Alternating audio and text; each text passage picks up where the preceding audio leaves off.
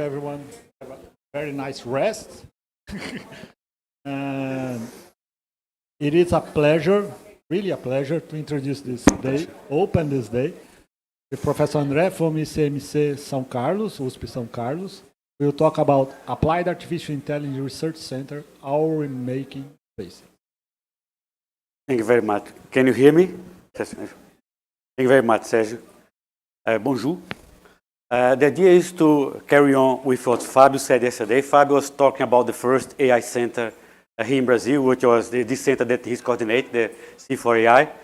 Now I'll talk about one of the centers in new initiatives from FAPESP, for National Research Centers, which are FAPESP with the Ministry of Science, Technology and Innovation, and our agency responsible for Internet in Brazil, called CGI.br.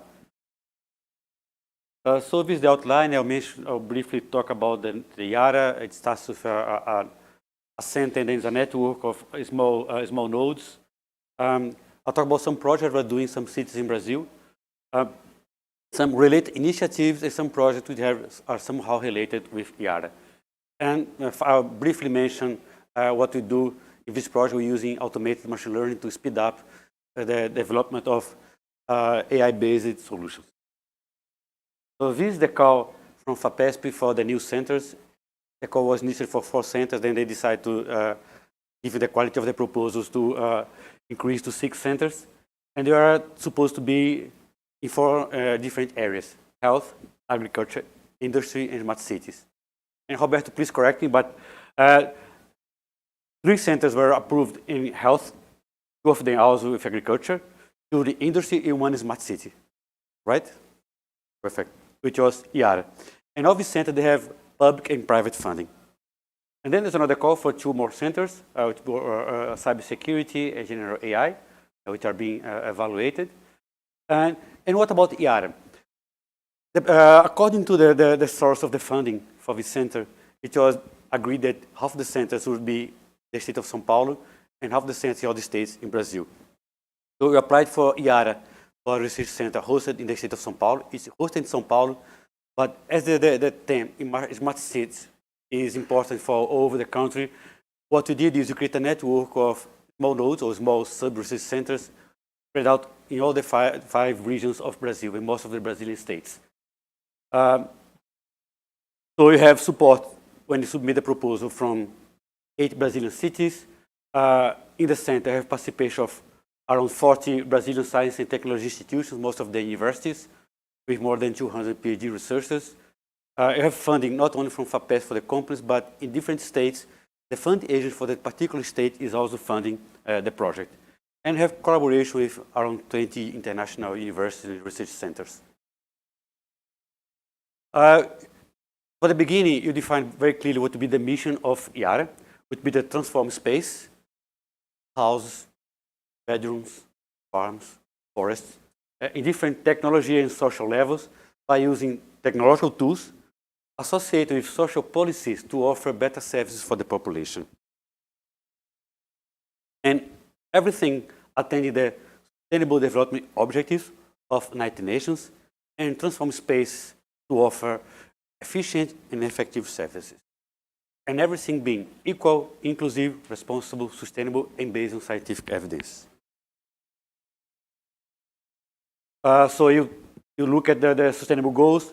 IARA is directly associated with the goal number 11, but has some relation with the other goals as well. I'll try to be quick. Okay, Sergio. When we started IARA, we thought about applications that the center would be working with, like agriculture, culture, education, health, safety, social development, sport and leisure, and tourism.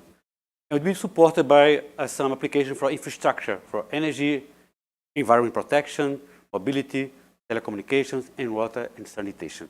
And everything centered in 3 pillars: artificial intelligence, Internet of Things, and human centered. So if you look at TRL, IARA will be in the middle, right, to go from proof of concept to the validation prototype. On the upper levels, industry or government will implement them, and the 2 first levels will be in charge, the university will be mostly in charge. This is the organization of IARA. In the calls, You have to have two coordinations for education and knowledge dissemination, another one for knowledge transfer. You create some more coordination for innovation, institutional relations, international relations, IoT solutions for smart cities, and national relations. You have the people responsible for each of this coordination. You have a committee, a national advisory committee with 3 international members. One of them is from Université of Montpellier in France. I have a committee of companies, one of the science technology institutes, one of the leaders of the projects associated with the network, and one for the cities. These are the cities supporters. We have support for additional cities. We start with Canaã dos Carajás, which is a city in the Amazon forest in north of Brazil. And then you will start also with Guarapuava, which is a city in the south of Brazil, in the state of Paraná. And you may start soon with a city called Colatina. And soon you also may start with another city called Niterói. I just mentioned the 2 first initiatives. Start the first one in Canaã dos Carajás. Canaã dos Carajás is a very young city, just from 1994. The population has increased a lot, and this creates some problems for infrastructure, to offer education and healthcare. It has the largest GDP in the state of Pará, in the north of Brazil, which is 25,000 pounds. It has the world's largest iron mining. And in Brazil, if you have some mining, you have to pay some royalties or some funding for the states and for the cities. And Canaã has a funding that received from Vale, which is the company which explored the iron mining. And it had the idea of use part of this money for a municipal sustainable development fund. To think about the city when the mining stops. Prepare the city for the future. And then you, even in the beginning, before IARA was submitted, you had an agreement with Canaã, and you have some initiatives there, and I'll just mention some of them. And one good thing about Canaã is part of the money also is being used to support the campus from 2 public universal higher education institutions. One, Institute of Federal Education of Pará, and another one is the University of South and Southeast of Pará. So this is Canaã dos Carajás. Here's the evolution of the Human Development Index, which gets very close to Brazil. These are some photos of Canaã dos Carajás and some work that they are doing. One of them is to develop a smartphone application for citizen engagement, where the population can, for example, make appointments to see doctors, can complain about some problem in the infrastructure of the city, can monitor how the attendance is being carried out by the city, and so on. Another project with Stellantis, which provides us with a car to use a car as a mobile sensor, and use it to, in the beginning, to monitor the water, the air quality of the city, but we also want to use it, as I mentioned in the next slides, for safety of bicycles and pedestrians in the Canaã dos Carajás. We also have a work in a project for autism diagnosis in public schools, and with identification of seawater, because one of the main problems in Canaã is the high incidence of leishmaniasis.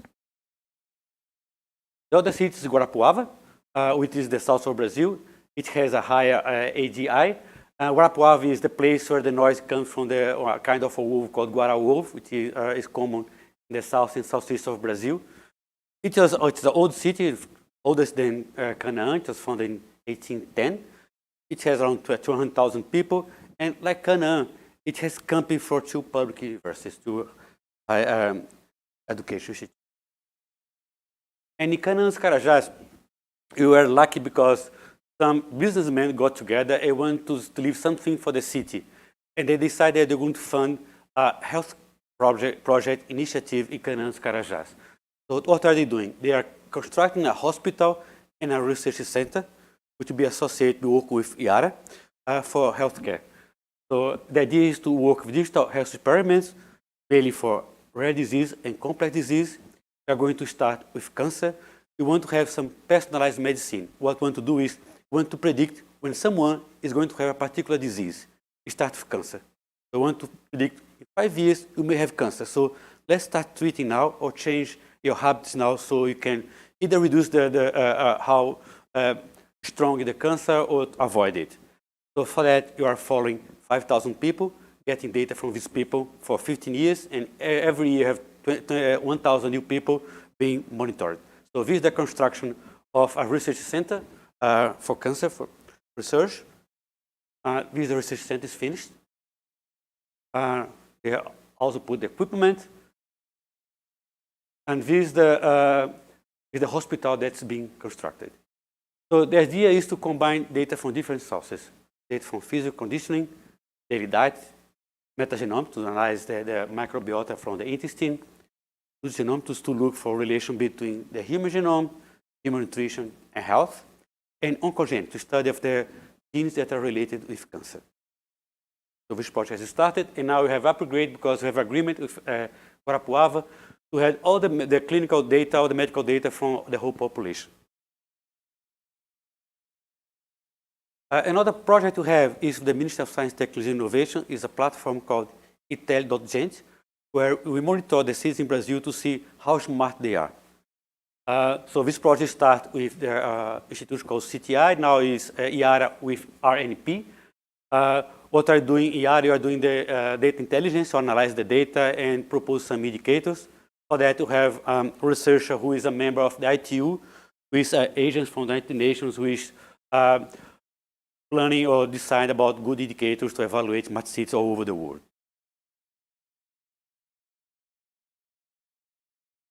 So in this platform, you use initially 43 indicators where you evaluate the cities in 4 dimensions.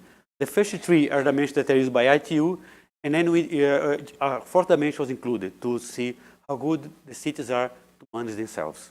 You have 7 different scores or levels and use different 2 evaluation models. So that's what we evaluate. Economic, we see the data is open, what's the capabilities for water and sewage treatment, the housing, the city. And you can see that some of the indicators are in more than one axis, like water and sewage is an economic indicator, is an environmental indicator as well. We see the capacity of innovation, we see the green areas in the city, and so on.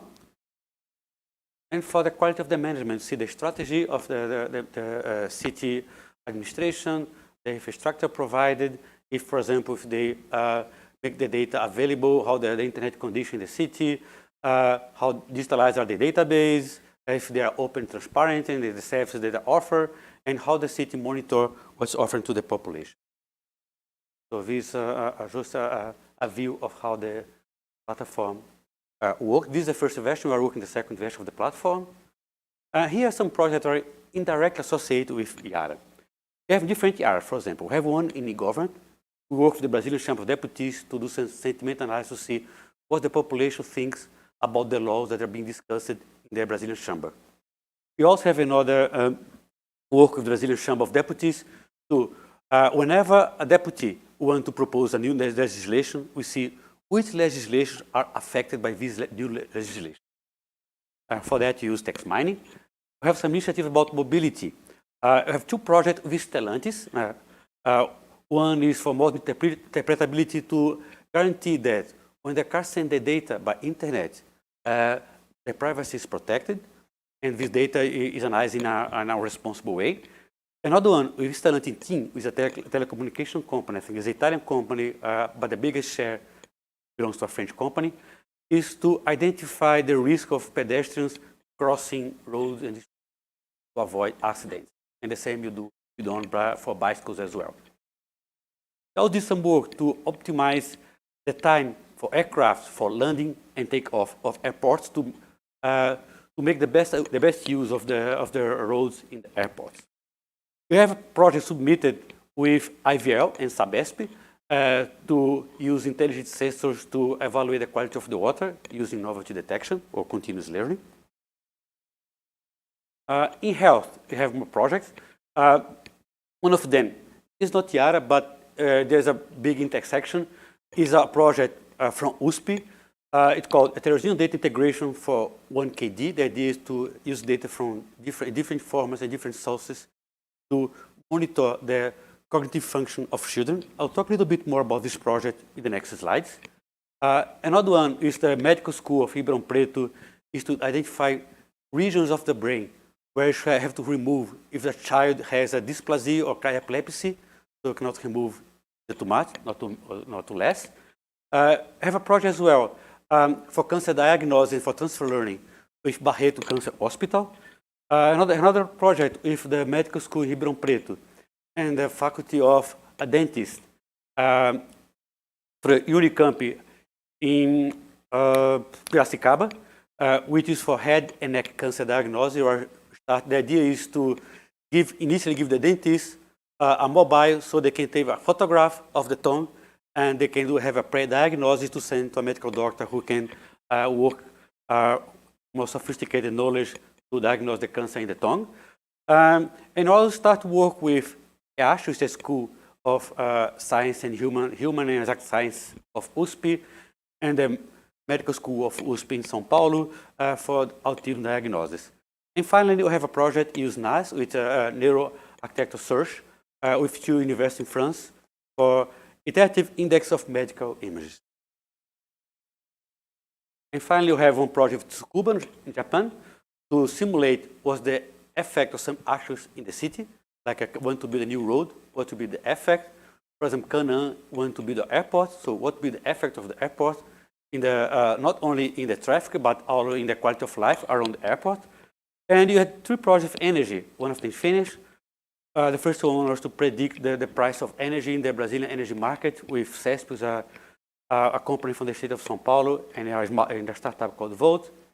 Another one was to do maintenance in towers of electricity, use images collected by drones with Taesa, which is a Spanish company, Instituto Eldorado, which is a research institution in Campinas. And finally, you are working with University of Pará, in the state of Pará as well, and North Energy, which is a big company, electricity company in Brazil, to use sensor fusion, using data from different sources to evaluate the risk of the dam to have any problem in the future. So I just want to briefly talk about one of the projects I mentioned, which is called First 1,000 Days. The idea is to evaluate how well is the cognitive development of 1,000 children in the first 1,000 days. And the idea is to do it with 10 populations around the world. If a child has a problem with cognitive function, this will be condemn the child to a difficult future. And 8% of the child who has the problem with cognitive function, they depend on the state to support them when they get old. So the project is funded by Wellcome Leap, which is a part of Wellcome Trust. Wellcome Leap, they fund project with a long-term project, 5 to 10 years, and they say that there's a global ARPA for health. We have 10 different universities working in this project. So USP is the one from Brazil, but we have also Cape Town in South Africa, York in UK, New Zealand in Singapore, and we have Princeton, Cambridge, Stanford, Yale, Anyanga in Singapore as well, University of São Paulo. We have the coordinators here on the left side. The coordinator here is Glenn Polanski, who is a psychiatrist from the Faculty of Medicine, University of São Paulo. In Brazil, it's called Germina, the Brazilian branch of the project. So in Brazil, what we're doing is we evaluate different science for children, like electroencephalogram, some cognitive data, and some their vision, some image data as well, and some social data like what's the maternal care, the environment the child is growing up, nutrition and social support, and do some genetic analysis as well. So it's a team with people from different backgrounds. Coming back to IARA. In IARA, we have funding from different companies. We started officially with 5, now we're putting more companies in the project. One of them is Team, we had some bureaucratic problems, so now they are joining IARA. And a company called Neurotech as well is joining us to do some applications in forestation. And we have Ericsson, we have Stellantis. And Stellantis, I'm sure you know, but Stellantis has many companies, mainly in France and in Italy. So it's a combination of FCA with Peugeot Citroën. And Ericsson joined us as well now. And even before we start the project, the collaboration between Stellantis and IARA got award. There's an award called Automotive Business 2002, and the initiative of Stellantis with IARA got one award in this initiative. These are the Brazilian institutions who are part of IARA. One of them is IMETRO. IMETRO is in charge of evaluate everything associated with measures in Brazil. We have USP, we have universities all over the country, 21 states. Here is our international collaborators. So I put them both in the left, in the right side. University from France that gave us a letter of support. But also have collaboration with Montpellier. I have collaboration with Bordeaux, not Bordeaux, with Orléans. And two other initiatives who are not IARA, but somehow are integrated with IARA. One is, in Brazil, you have an institution called Embrapi. It's agents for industrial research and innovation. They have different branches all over the country. In Brazil, I think we have, University of São Paulo have 9. I think the whole Brazil have like 8. So it have a whole similar to Inria. And you created, as a spin-off, another project funded by FAPES called CPCMI. We create Embrapi on data science in the Institute of Mathematical Computer Science in São Carlos. And the idea of this Embrapi initiative is that you have funding for 6 years, it can be renewed. And the Embrapi pays 1/3 of the project, university 1/3, and the company another 1/3. And if the company is small, startup, the company only pays 10% of the whole cost of the project. Another recent initiative is an INCT called IAIA. INCT is called National Institute for Science and Technology. So we create what approved last year, one for artificial intelligence. And the main focus is on responsible AI. It was coordinated by the Federal University of Pernambuco and it's co-coordinated by ICMC-USP and UFMG. Fabio is part of the IAIA. IAIA, by a happy coincidence, is also a Casa de Dona IAIA, University of São Paulo, is a cultural environment associated with the university. And just to conclude, as I mentioned before, we have to speed up the development of good AI solutions. So whenever you are working with AI, it was pointed out yesterday, have several aspects to be taken into account. And if you fix one, the other one that was fixed before can become not fixed again. And then you have to find the balance between different aspects, which can be a nightmare. So the idea is to try to automate this process by using automated machine learning, which is very popular today. Most of the companies, they either have groups who work with automated machine learning, or there are even companies only to work with automated machine learning. And the idea is twofold. One is to speed up development of good AI solutions by experts to reduce the manual labor. Another one is to democratize the use of AI machine learning by allowing people to have good solutions without being experts in AI or machine learning. So for that, you use meta learning and trying to predict for a particular data set what is the best pipeline, the best techniques to use in the pipeline. And finally, in everything you do IARA, you're trying to follow what's called responsible AI. You want to have the solutions that are inclusive and equalitarian, that are fair, that have no bias. To be fair, it's important that they are transparent so you know how they work. You want to have things that are producible, so you simulate to make the code and the data publicly available. You have some initiatives also to respect the privacy of the people in whatever you do in the. So to conclude, so the IARA is a center, but at the format of a network, because smart city is a problem all over Brazil, all over the world, actually. And I do agree with Fabio, a smart city is not a city full of technology. A smart city doesn't need to have AI, but AI can help the city to become smart by automatize some process, by improve the quality of some of the steps in a city. So the idea is, as I mentioned before, to be equalitarian, sustainable, inclusive, and responsible. We operate in a network with nodes and labs all over Brazil. You start with 2 cities, and you're not only city, but spaces as well. And as expected in the call, you stimulate the creation of startups and spin-offs. And you're part of the Brazilian Chamber of Cities 4.0. Merci beaucoup.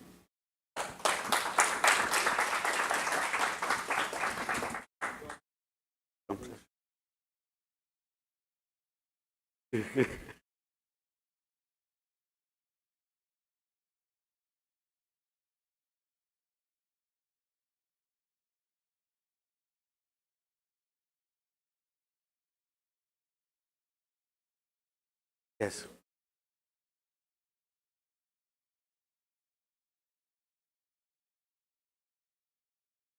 Yeah, there are 2 ways. One way is trying to make collaboration with other universities, other countries.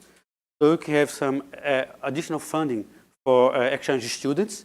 You estimate people, students to have double PhD degree, for example, and work together with different countries like we do in Sweden. So probably it can be useful not only for Brazil, but for the countries as well. And another thing you do is to have this international committee that evaluate and monitor how well we are doing our work in IARA. But for us, it's very important to have these international collaborations and to have exchange of researchers and do like some big projects together.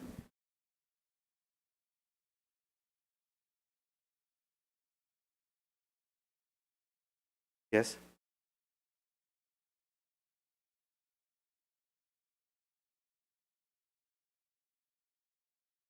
It's a standalone. The idea is to be standalone and to be less cyber Lego, where it is easy for anyone, anywhere can plug something, and to work together with in any language. But this to be free, open source, standalone, yes.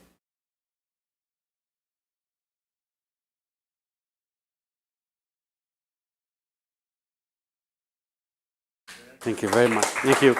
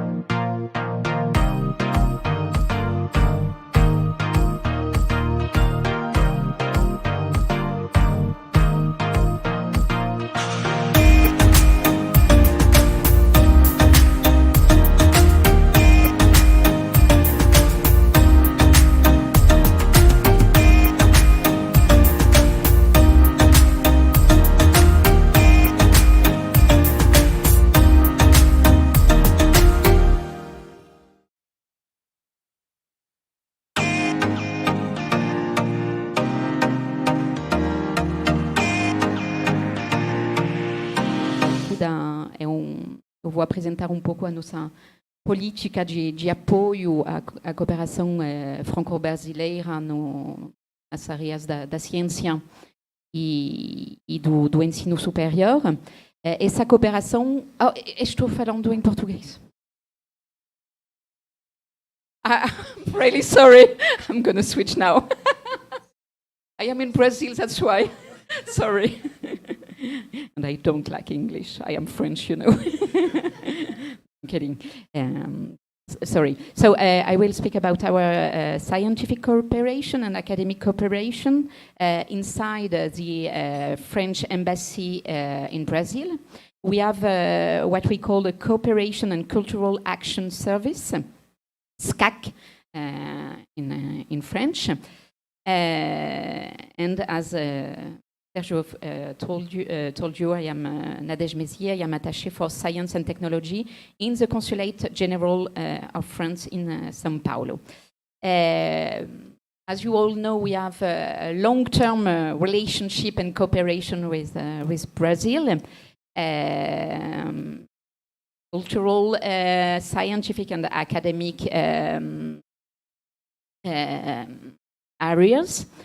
And just to tell you, we have a vast network, a vast diplomatic network with the embassy in Brasilia and 3 consulates in Brazil, in Recife, Rio de Janeiro, and São Paulo. And in Belo Horizonte, we don't have a consulate, but we have someone who cares about cooperation, cultural and academic cooperation. We have 4 Franco-Brazilian schools, Rio de Janeiro, São Paulo, Natal, and Brasilia. It's quite important to know it for the French people that wanted to come to Brazil to do an expatriation, so you can come with your children. And we have 35 French Alliance Française all over the Brazil. We have 4 Campus France agency. Campus France is a French organization about students' mobility and Brazilian students who want to go and who are going to France. And inside this network, diplomatic network, we have 2 attachés for science and technology. So I in the consulate in São Paulo, and my colleague Nasser Boubena in the embassy of Brazil in Brasilia.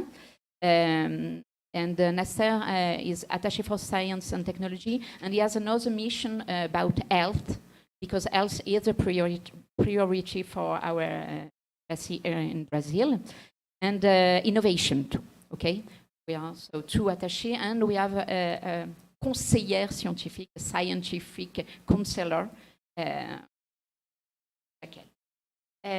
About our presence, about our French organism, research institute presence in Brazil. We have 4 representations. One is a CNRS in Rio de Janeiro, IRD, Research Institute for Development, CIRAD, IRD is in Brasilia, French CIRAD, French Agriculture Research Center for Development, Brazil is in Brasilia too, and CIRAD is representing the Inria too, National Agriculture and Environment. Institute of Americas, IDA, about social science about America as a kind of here in USP in the IEA. And as you all right now, we have Institut de São Paulo, U1, here in the USP. Yesterday, you saw the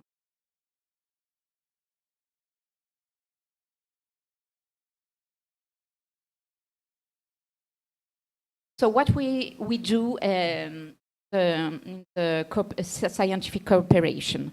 We act as focal point for Brazilian and French partners, ministries, governments, universities, research institutions, make the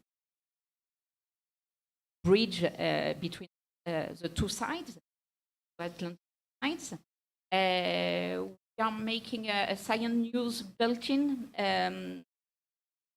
Well, it was a newsletter, but now we are thinking about a LinkedIn page to inform research students about what we are doing, about our calls. We are financing research projects, master's, doctorate fellowship in collaboration with Brazilian stakeholders. We have bilateral programs, especially in student exchange.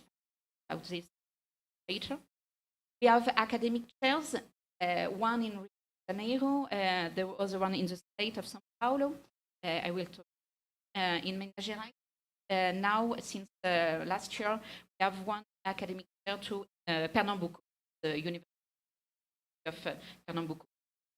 We are doing division of science and research, seminars, conferences, podcasts. We have a podcast en France et Brésil, la coopération scientifique brésilienne.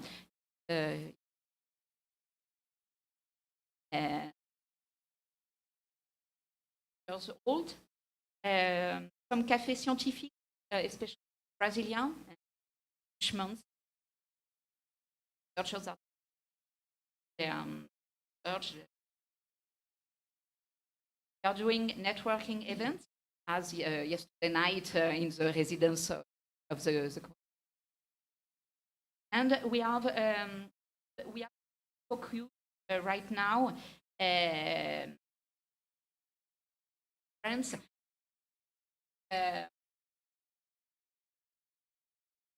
between Guyana, French Guyana, and Brazil.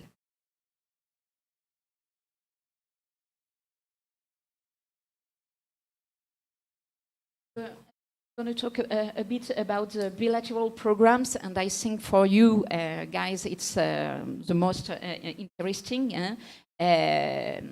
So we have, as I said, academic chairs. Chairs in the state of Janeiro with the in Minas Gerais, it's the UFMG, the Federal University of Minas Gerais. Pernambuco, as I said. In the state of São Paulo, it is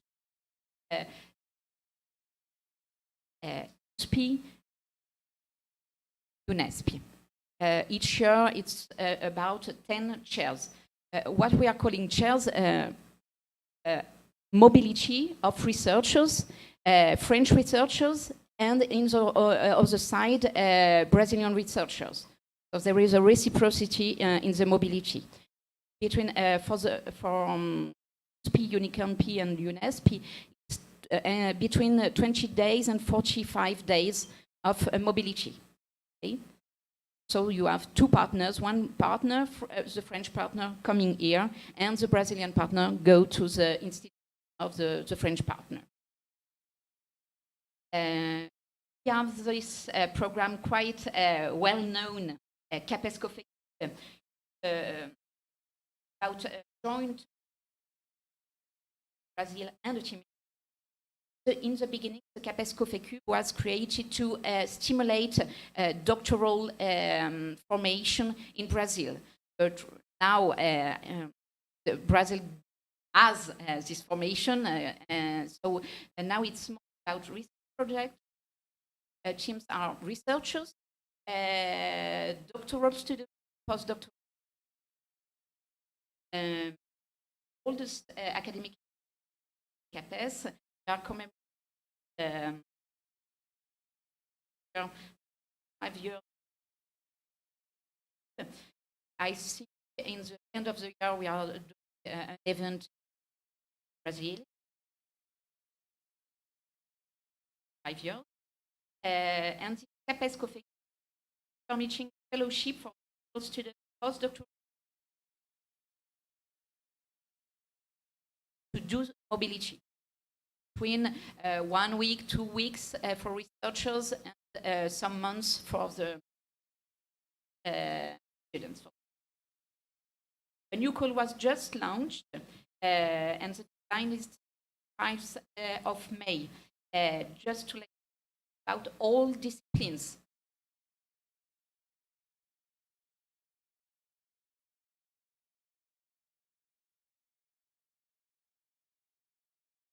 Submit your site. The CAPES gave birth years later, of the USP.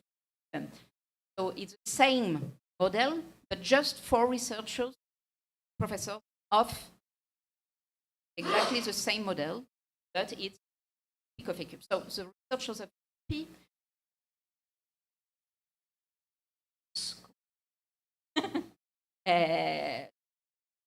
just can submit in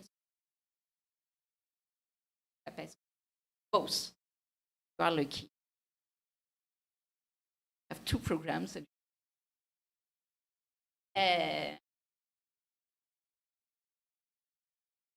And we have two INER-FAPES, high competition.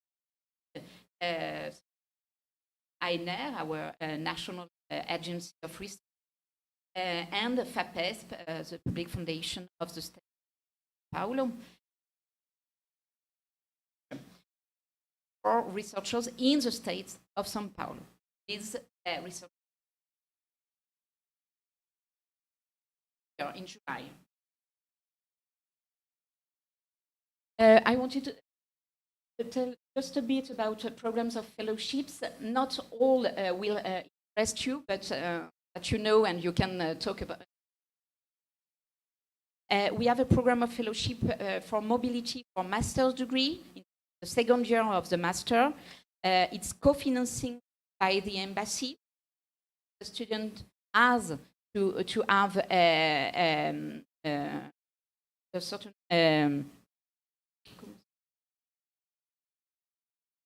amount of money. It's 350 euros, and the embassy give the same amount. We have a mobility for PhD students in co-tutel, only in co-tutel. It's 12 months of mobility, co-financing by the embassy, amount 750 euros from the embassy, and the student asked to have the same amount from another fellowship or from the laboratory in France, etc. We have two new programs this year.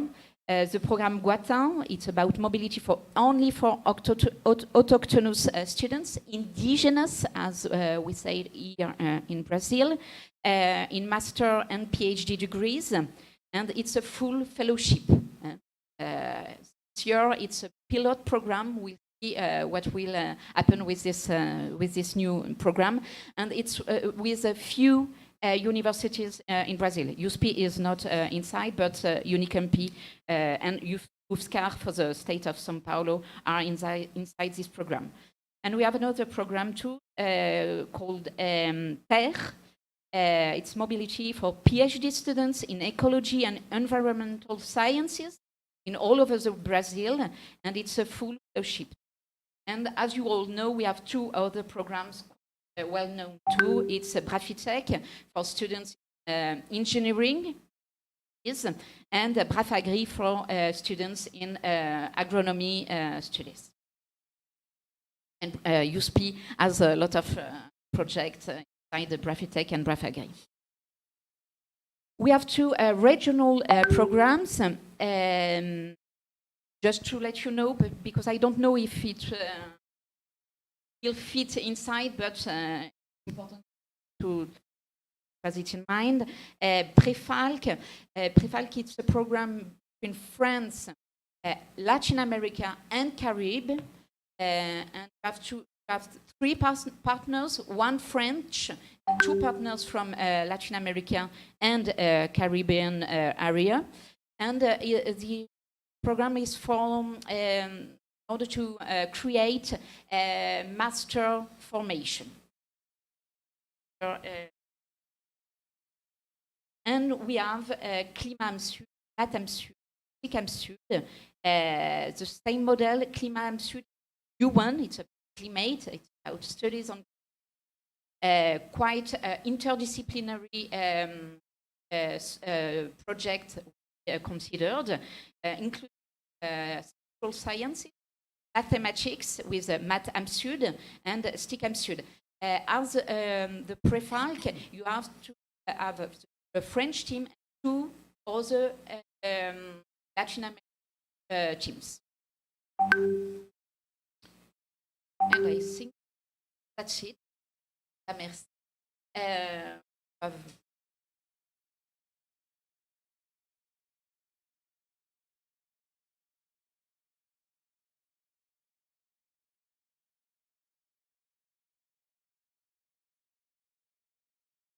Okay, so our programs are for Brazilian students to France, okay?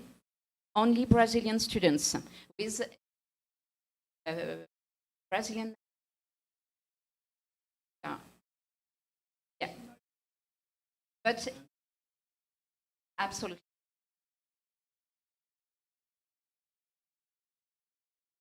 Yes, Fabio.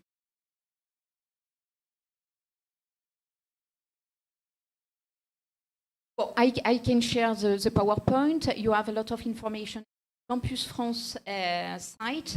All our calls are in the site and in the site and the French consulate Paulo. And later about our LinkedIn page, and going to follow the page and everything.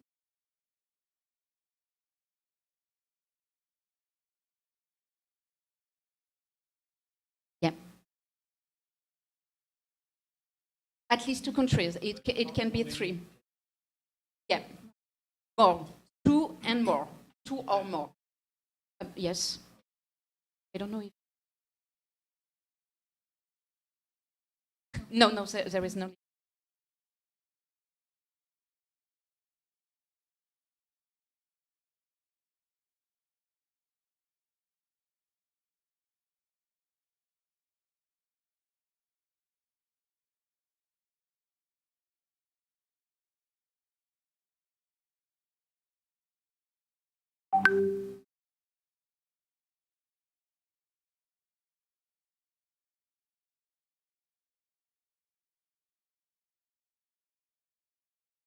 Yeah, it's.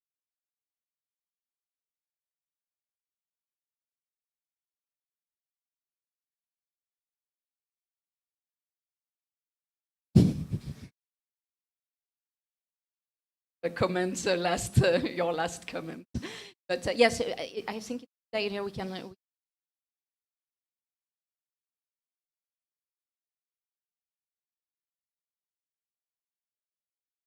Yeah.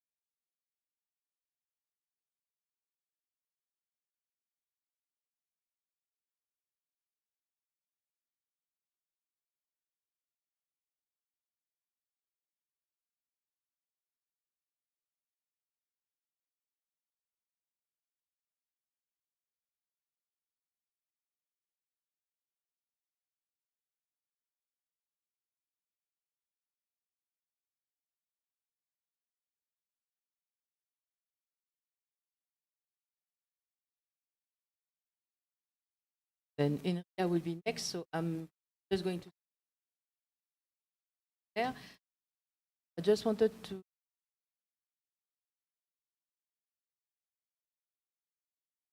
so Inria, we are a national institute. We are located 9, and on each of these places we have very strong connection to our academic partners. And by very strong connection, I mean agreements. And I'm sure, and I know actually, that there are already agreement for the higher education programs, at master program or PhD programs, between one or several of our academic partners. That Inria can host for PhD students that is one, and Inria will help the students. But find that basically facts that are working all the universities most likely are already working, but you don't.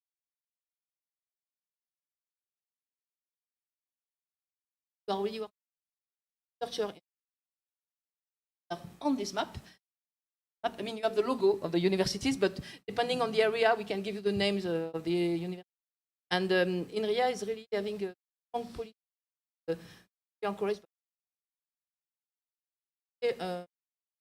part.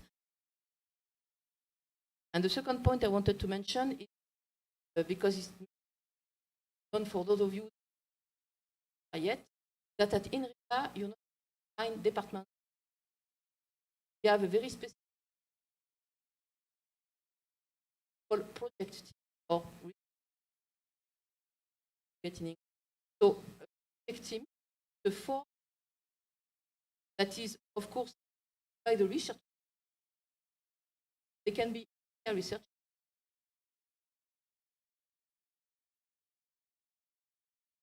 And is for still they can in the maximum 12 years. Of course, it doesn't mean that after that the project evolve and it can go up to 12 years, but on average, the duration of a project team will be 7 years. So it's very cool model, and this model, of course, is used to have researchers working together, but we are also developing it. We have industrial partners in France, and some of them were on previous morning. We have a joint project team with Stellantis. So our industrial partners are very interested in what we do also abroad. That in the next session, not mistaken. So I think that basically everything I wanted to say. So I'm going to leave the floor to Claire, because for those that don't know yet, Claire is in charge of the Americas at Inria. She's really the expert for all the collaborations that were developed with Patrick. That's why she's the one that must talk about the collaboration with Brazil. Cécile. Today we've talked a little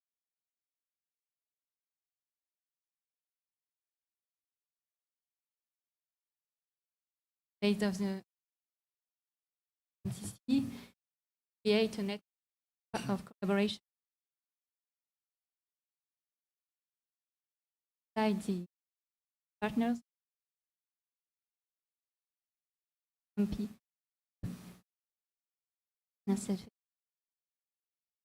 and so you have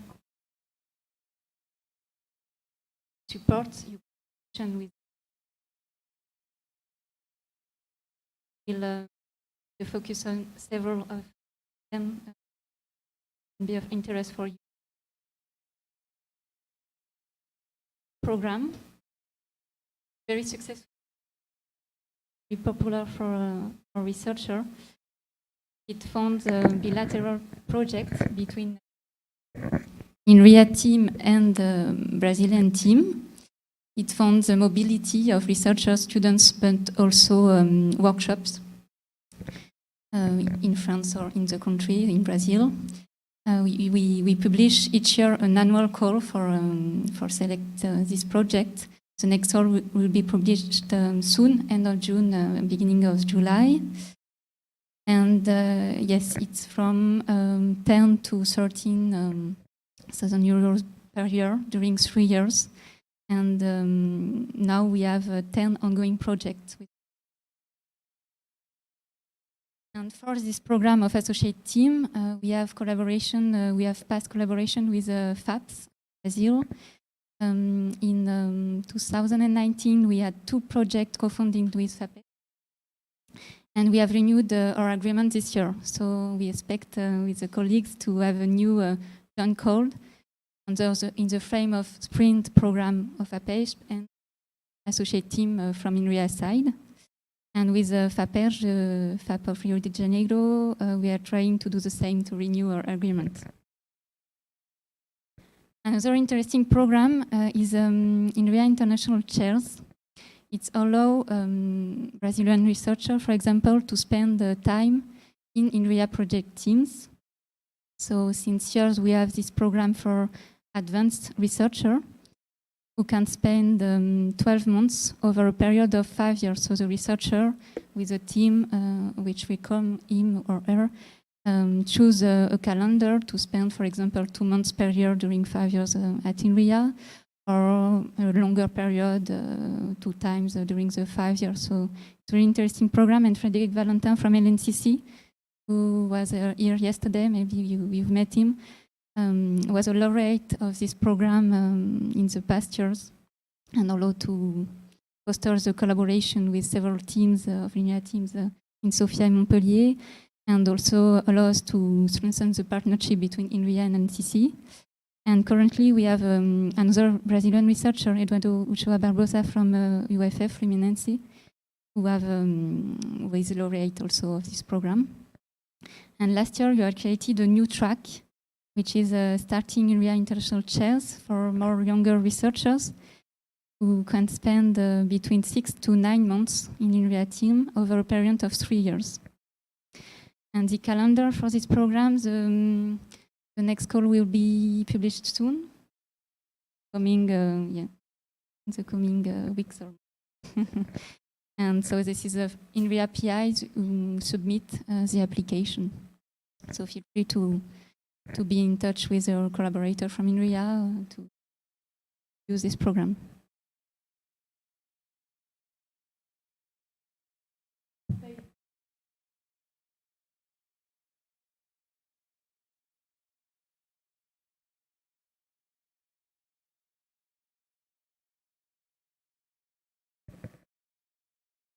A third program is that we have postdoctoral positions, reserved slot to strengthen our international collaborations. So this is managed by the Department for International Relations of Inria, and it's 12 to 24 months contracts with Inria Center, but with visits abroad to visit the Brazilian team also.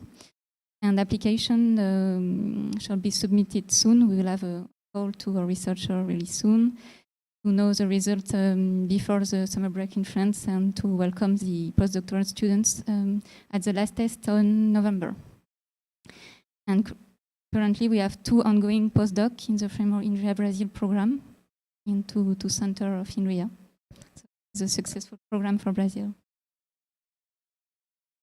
And for mobility, we also have internship program. For the moment, it is in support of existing associate teams. So the team who already have funding from the Department for International Relations can apply to submit a topic, a research topic, and to propose a candidate, master or PhD students, to come to Inria for a period between 3 and 6 months.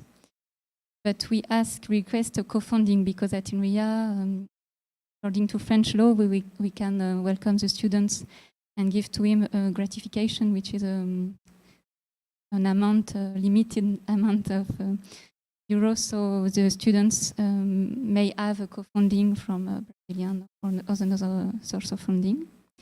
And we are thinking with our partners, there are ongoing discussion, to think about specific frame of mobility between Inria and some Brazilian actor, either university directly or FAP.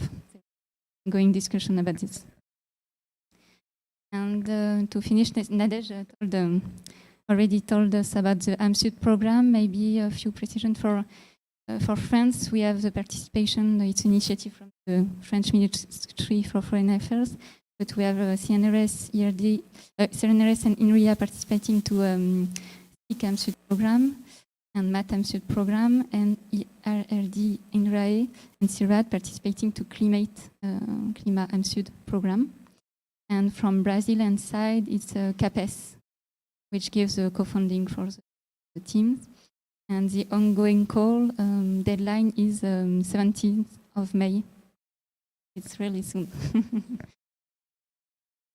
Yeah, we have a website dedicated to Inria Brazil program. On this website, I publish regularly news about the bilateral program Nadej told us about Inria programs and several activities in the frame of the Inria Brazil program. We will share photos and some news about the current workshop. And from the International Relations Department, so Cécile Vigouroux is the Director for International Relations. I'm in charge of the Partnership with America and also the contact person at Inria from AMSUD programs. And Patrick Valduriez is our Scientific Director for Inria Brazil program, also member of the STIC Scientific Committee of STIC AMSUD program, as well as Pierre-Alexandre Bliman is a Inria member of a Scientific Committee for MATM-SUD program. So they know really well the program also, so do not hesitate to contact me and to contact us for more information.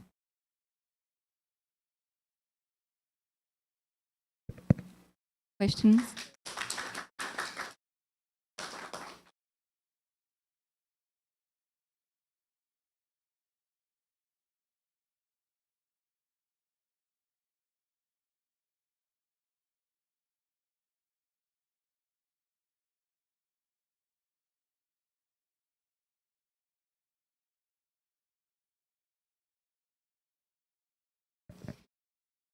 Yeah, this is in fact, from Inria, we give funding through the associating program, and the FAPESP will give an additional funding through Sprint program.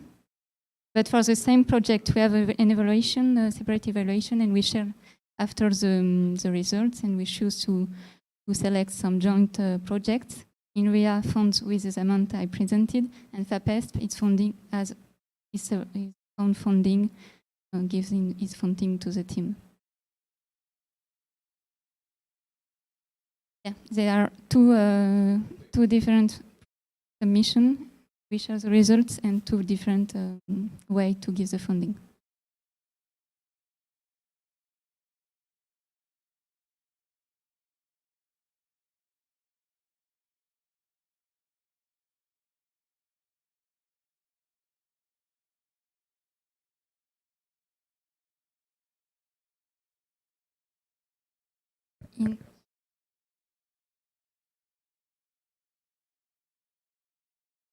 So, first, is there any?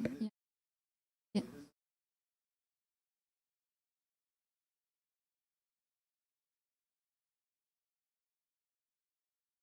Yeah. It's a national institute, so we have 9 different centers. But at the same time, each of these centers, they have having very strong connection with local academic partners, and there were some evolution. There has been some evolution last decades, maybe in France. So before, you had a lot of different universities in France, and the different French government, the universities have merged, and you will find in one city, if you forget about Paris, you will find in one city, most of the time, one single university that will be a comprehensive university that will cover all the topics. So for the part that did, in connection with what we develop, Inria has been working for a long time with the partner university, because you have members of the university that are members of our project team. And since we're having this relationship for a long time, now we have signed institutional agreement. And the idea is really to work together in each area of France where you have an Inria center. The idea is to work very closely with the French academic partner. But we do have a national policy at Inria, and we keep this national policy. So you will have 2 levels. You have the national policy that is encompassing all the Inria center all over France, plus specific development of collaboration according to the local policy between the university and the Inria center, one of the places in France.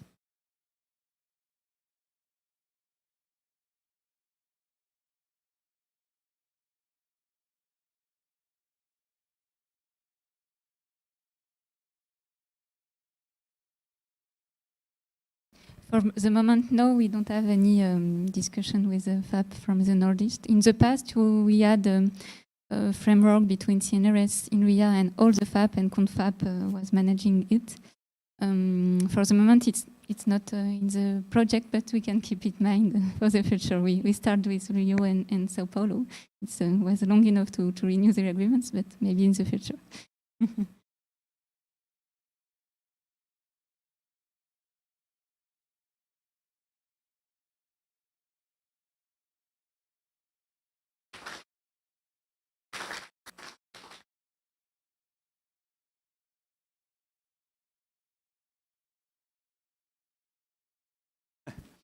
Okay. Good morning, everyone. I don't have slides. I'm going to try to be short, providing some information here about FAPESP, and then we can just try to improve our relationship. So I'm Roberto. I'm a professor here at TIM, at the Computer Science Department, and I'm also an advisor to the director of FAPESP, and that's why he asked me to come here to FAPESP. I'm going to speak a little bit about the landscape, the research landscape. I'm supposed that here probably we have at least types of interest. So those that provide funds and those that want to try to address both parts, because of course those that want to use the fund, it's very important. That's how we keep the machine running. And those like us that provide the fund, we have to use our creativity. I think it's very clear for everyone here that we have a very strong research relation with France for decades now. But so it's something that we have to be proud of. But on the other hand, we have to keep in things are changing all the time. I mean, society is changing, the students are changing, okay, the kids are changing, etc. So we really have to not to keep it on the comfort zone. I mean, our challenge is not to have to try to face challenges. Otherwise, we're seeing what's going on around the world. We will probably not be as successful as we have been throughout all these days. So let me talk a little bit about São Paulo. So São Paulo, here you know, it's an important state here in the country. Also, I'll take advantage that we're in the Institute of Mathematics. There are many mathematicians and computer scientists here. I'm going to use some numbers to help develop the idea. So I'm going to provide two numbers to try to make the case that São Paulo is a good state to search together with or to come to, etc. So São Paulo, we have roughly 20% of the population of the population, nearly 30% of the GDP, and so São Paulo GDP is the second in South America, just after Brazil, part of Brazil. So we're a country would be the second one in terms of GDP. And we have nearly half of the science produced, 44, 45%, depending on how you count. Provide a different number to give an idea of what's going on in terms of research here in the state of São Paulo. You picture the whole Latin America, from Mexico to Patagonia, all the countries. For every, also computer science, so I'm going to divide by 2. For every 8 papers published, whole Latin America, Mexico to Patagonia, 4 are published by Brazilian, and 2 are published by São Paulo. So it gives this idea me stations. I mean, I'm proud of being part of this research landscape, but this also provides lots of responsibility on that we are producing 25% or helping to produce 5% of the science in whole Latin America, where we are. By the way, I'm sorry for that, but one is at University of São Paulo. So it's still, we still have time to divide once more by 2 and keep. São Paulo, so we have a number of universities. So we have 6 public universities, federal university, state universities. We have a number of very good private institutions. here have very many research institutes. We have health institutes that do very good research, like hospitals, like ACE, Albert Einstein, so forth. The landscape of kind of research institutes. And we also have companies. Have 15,000 companies that declare some kind of innovation activity going on. A kind of important landscape in terms of doing research, as I mentioned, in the system or together. As part of the FAPESP, São Paulo Research Foundation is one of the FAPESP has 19, just became 6 last year. And FAPESP has a budget around 1.88 billion reais per year, roughly half of that in US dollars in purchase power parity. So we're talking about 900 million US dollars per year. And if you want to understand the number of researchers in all that use FAPESP, we're talking about 20,000 researchers. There are 20,000 researchers in São Paulo that asks for something to FAPESP, as for a scholarship, for a program. So this is the machine running, okay, around FAPESP, and that's produced. We can fund both projects and scholarships. We fund scholarships and projects in all domains of knowledge. So as we joke, from Kant to quantum physics, anything in between we can fund as long as any place between Kant and quantum physics. 30 FAPESP can fund. And we have some different programs. I'm going to mention some that as funders of. So we have one very important for us, which is Young Investigator. The Young Investigator grant aims mainly to bring researchers from abroad that are willing to start a career. So if there is someone, for instance, a postdoc in willing to start a career, then the Young Investigator may pay for everything. So it may pay for the scholarship, pay for the equipment. If this researcher does not have a job, a position, then FAPESP up to 5 years. So it's a very good bring researchers from abroad. It's very important to mention that this program is not aiming at non-Brazilian. I didn't mention any time that we are willing to attract non-Brazilians. We are willing to attract anyone from abroad. It can be a Brazilian that is doing research, a postdoc anywhere, and it is category. Also, FAPESP job. Okay? In FAPESP, we never look at passports, never look at visa, only look at CV. So your passport doesn't matter. The main message here is that if you are a good researcher anywhere in FAPESP, and here for us at the State of São Paulo, this is a very important challenge that I would like to share with my. Because I think one of the challenges that we have, and I do understand France when it creates all the tools to bring researchers and France, because we're in a worldwide competition for bright students. But for São Paulo, we have more people, France, from anywhere, coming here. So coming here in numbers, in larger numbers, and coming here and staying more time here. And I don't have the numbers, but I have the feeling as and probably, I don't know also if yes, but probably you can perceive that in general there is an imbalance. So there are more people from Brazil that go to France, natural. There are lots of explanations of why that's going on. I'm not criticizing that.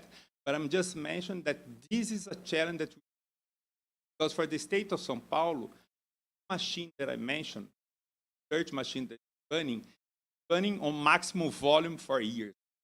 If you start to create a big project funded by FAPESP, you have problems in finding good. Why is that? Because everybody is. That's the good reason. Everybody is already being funded by FAPESP. So this is a challenge that if we can work together to try to how to improve the challenge for us. So I talked about. Okay, let me talking about two aspects that have been that eventually can represent. You mentioned this kind of regarding the 12 years. Have two programs that we call research centers that FAPESP pays lots of attention. So we have what we call the CPIDs or RIDC, the Research, Innovation, Dissemination Centers. These are centers that are funded by FAPESP up to 11 years, fully funded by FAPESP. So FAPESP pays for everything, so scholarships, equipments, everything. We have one of these centers here at IME, for instance, the Neuromat. We have one in São Carlos, André just mentioned, CMA, and so on and so forth. So we have 17 of these centers, and we just approved more 5 of these centers that will be start running soon. So we are talking about 22 centers that can be funded by FAPESP up to 11 years. And then we have our engineering research centers that are similar to the CPIDs, to the RIDCs, except that they are co-funded by FAPESP and some companies. And you already saw 2 of the directors of these centers speaking here, Fábio Cosman and André Ponce de Leon, that are running 2 of these centers together with IBM, Jacto, etc., etc. For these centers, we have 21 of these centers running here, co-funded by FAPESP and some companies. And this is a message that I like to emphasize, mainly for us here and for us in São Paulo, because we always hear, oh, in Brazil, companies that are not interested in education, creating partnerships, etc. I don't know in other states. Here in São Paulo, that's not. We're talking about 21 centers that can be 11 years. If you take the amount of money, we're talking about an investment just by FAPESP of 400 million reais. If you add the money that comes from the company and also the counterpart of the universities, which pays the salaries, etc., we're talking about one fully budget of FAPESP for 1 year. We're talking about 1.8 billion reais program. So I'm talking about the whole budget of FAPESP for 1 year. So it's important because these centers, they have a very good structure to co-fund collaboration. They have lots of flexibility, then can raise new money, etc., etc. So if we could use, for instance, this associated team program that you mentioned, or some other programs that could create this partnership, they are ready to do it. We have a very good partnership with National Science Foundation, for instance, funding what we call the C2C, the center-to-center collaboration. And they're quite happy. Okay? This is very important in order to mention, to highlight again the importance. NSF, as you all know, the Americans, they are kind of, they are prudent. They take lots of care before starting a partnership. Something on their DNA for many different. FAPESP is the second agency that created that with them this, and they are quite happy running this program. So I'm going to now to about the programs that can be addressed to international cooperation. Many of them have been mentioned by André, by Claire here. So we have the Sprint program that can fund seed money for partnerships or collaboration. We have for our scholarships what we call the BEP program, Portuguese, Bolsa de Estágio e Pesquisa no Exterior. So any scholarship holder from FAPESP can apply for an additional grant to spend part of the research doing abroad. To give an idea of the importance of France for all these partnerships we have, actually France is the second country in number of grants for international collaboration that FAPESP has been assigned a country. So the first one, naturally, is the US, and France is the second one. So I know that you have lots of competition with English.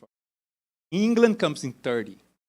And also, I know, so that you can come back to Europe to in a beer or something to say, Germany comes in 4th. So whenever you're sharing a beer with your colleagues from these countries, they're saying, oh, I heard that you're 30, ha, ha, ha. So you can use.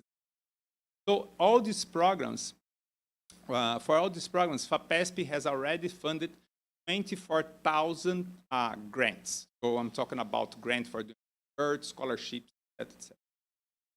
I'll try to conclude here. I mentioned some of the challenges. Also, there might be some questions here. I'll be happy to answer or to discuss some other stuff. But as a final message, I would like to highlight this that I think is important for us, for here in São Paulo. We want to continue doing this, all this success of the different programs, etc. But we have some specific challenges in the state of São Paulo. So if we could work together, face these challenges, for us it would be very, very important, and I'm sure that FAPESP will be happy to discuss any kind of idea. I'm going to stop, otherwise I could spend hours speaking here for FAPESP, but I'm going to spare you from this.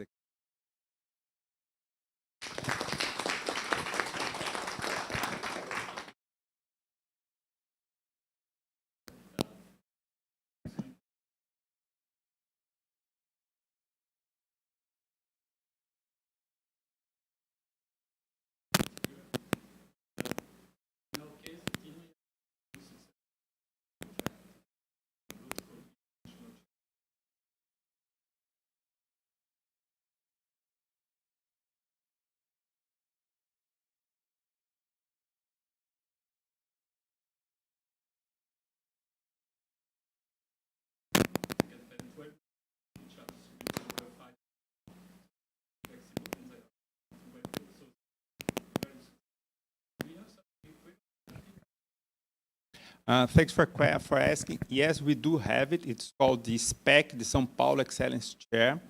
The SPEC aims, it's basically what you just described. So FAPESP will fund a project here in the state of São Paulo. For instance, we could have a SPEC here at IME. The coordinator of the project could be a researcher at Inria, from Inria. So this person will keep his or her activities at Inria. There are some constraints. So the main constraint is that we expect that this person will spend at least 3 months per year working here to organize the project.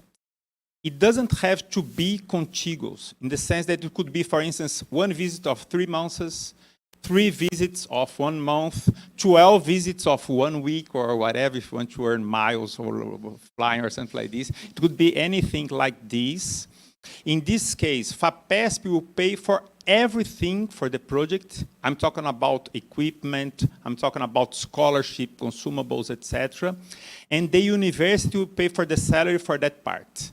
And then, for instance, USP, the University of São Paulo, will have a number of these specs where USP is paying for the salary, FAPESP is paying for everything else, and then this researcher, of course, it creates, he or she creates links where there are people, local people running the project while this person is not here, and we are quite proud of it. Unfortunately, we didn't have as much success as we wanted because of the reasons that we have discussed. Most of the people, they're Brazilians, they're diaspora. So Brazilians working somewhere in the world that have some attachments here, or there are people that already have good research links here in the country. They already come, they were coming anyway, and then FAPESP appears as this, so this person have a kind of additional support in order to create the lab, to fund the students, etc. etc. If you have any kind of good ideas from Inria that people that could be interested, this is a program that is very easy. It runs, you can apply any time in the year. The analysis is very fast, and it seems to be quite similar to one that you described.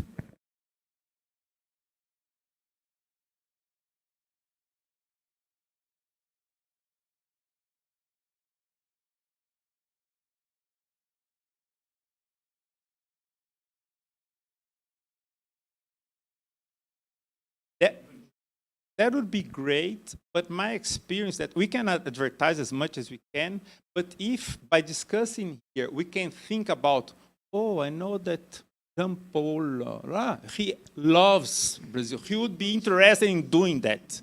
And then you can look for Jean Paul. Unfortunately, this kind of personal links that we have among our institutions, they play, that's my experience, they play an important role in this kind of finding a senior researcher that to create the support of.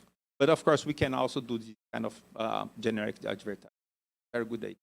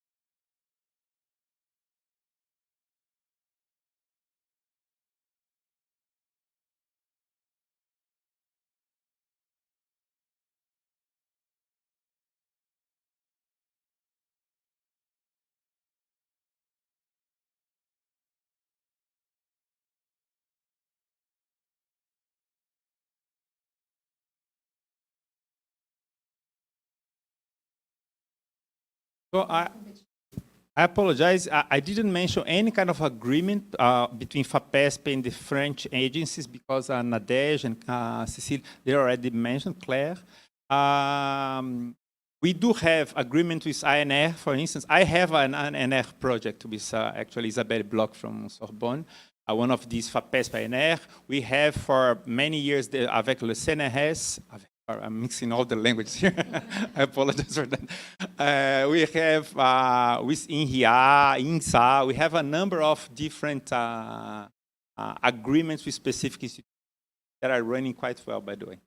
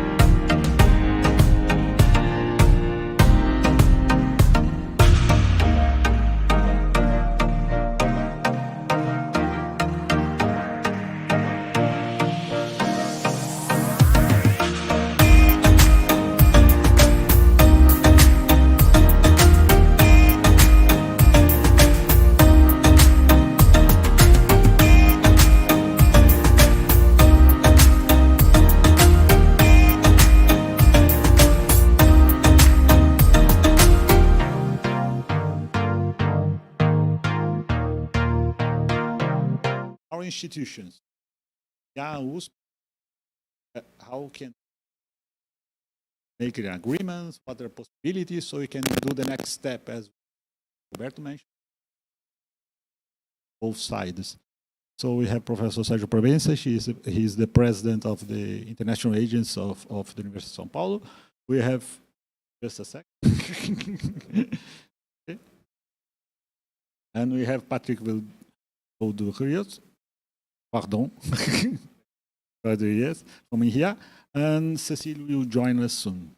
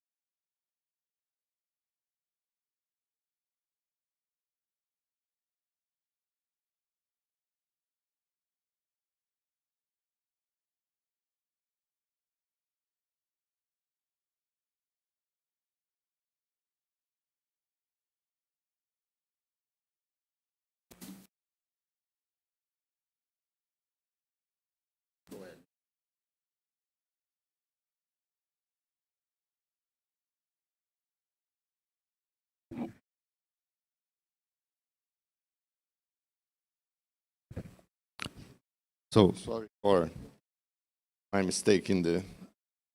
And this is a short presentation just to let you know what I'm doing here. So precisely, I don't know. Maybe even my colleagues from USP don't know exactly what Alcanis means. Alcani is our agents for international cooperation. It's the Office for International Cooperation of USP. Which means that we are in charge of agreements among institutions and universities all over the world. So it does not mean also that we interfere in some way in the initiatives of units of USP. So the units are, of course, free to make agreements in their specificity, according to their specificity. What we do there, a kind of umbrella, just to give some directions to our. So I'm going to give you some numbers. They were some of them were already mentioned here. So the University of São Paulo has 80 campuses. We are here in the campuses of São Paulo, but there are 7 others.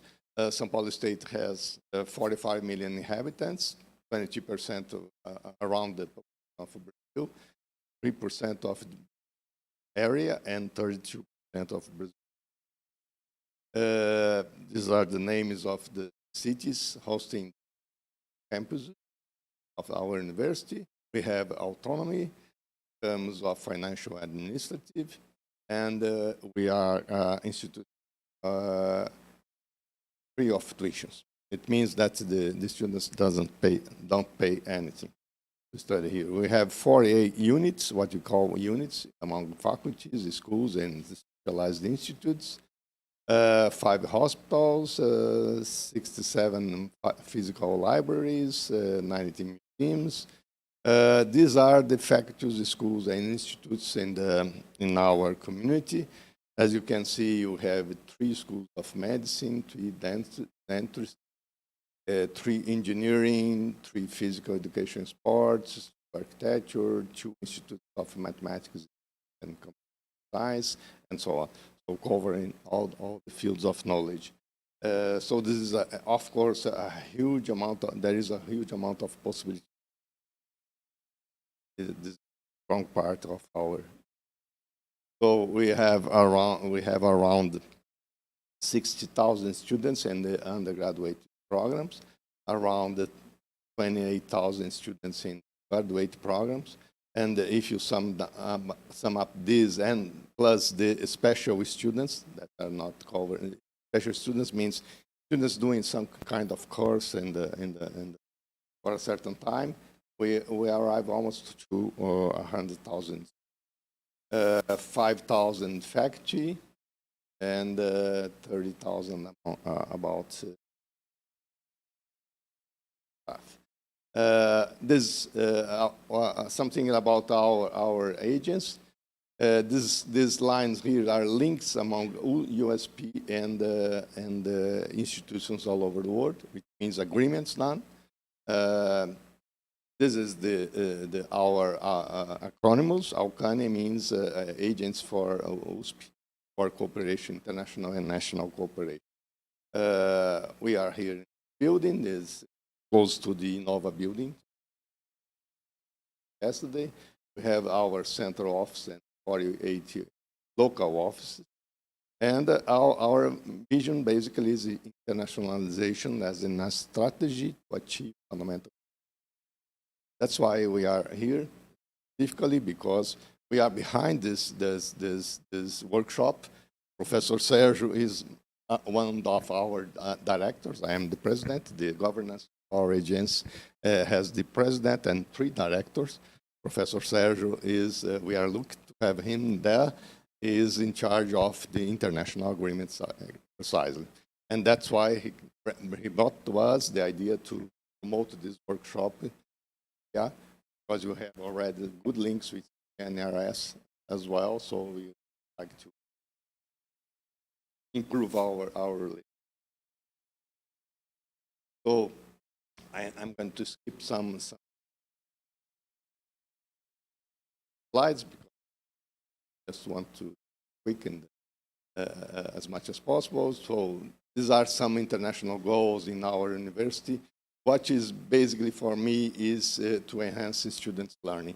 So our basic aim in our agency is to improve learning and, of course, to support and enhance the quality of research and knowledge production in the university. So we have some activities, main activities, which are, as I already said, agreements, joint calls, networks. These things are all of them based on agreements. We are in charge of students' mobility programs for all the regions in the world. We have a center for language education to support to give support of language learning to our students, mainly the ones going these mobility programs. We have a sector of academic receptions to receive missions from abroad and receive students from abroad. A communication center. This is very important because first thing that we can do in the next future is to improve the communication of the possibility to our community. And we do that in our website, but we, of course, need to do this. This is some examples of joint calls that we are in charge of in our agency. French Brazilian chairs programs is a very important one. Estratégia has already presented this. Is mainly related to mobility of researchers. program USP Coffee Cube, and there are several other ones and similar to this, with different centers. So our perspectives for the near future is to provide opportunity to our students to develop the international understanding and intercultural, which means internationalization at home. Because we have a huge community of students, it's impossible to send all of them abroad, so we have to bring internationalization.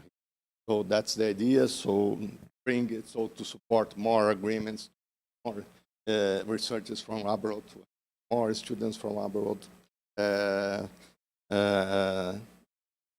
sending some courses here and so on. So this is basically the aim of the internationalization at home, to provide the opportunity to all students international. That's it. So, of course, we have challenges to do that, transform our curricula in something more international. This is very important. It's already ongoing. So institutes like here and other ones are already doing more and more internationalization in their curricula. Other challenge, double degrees programs. Of course, this improves the internationalization, of course.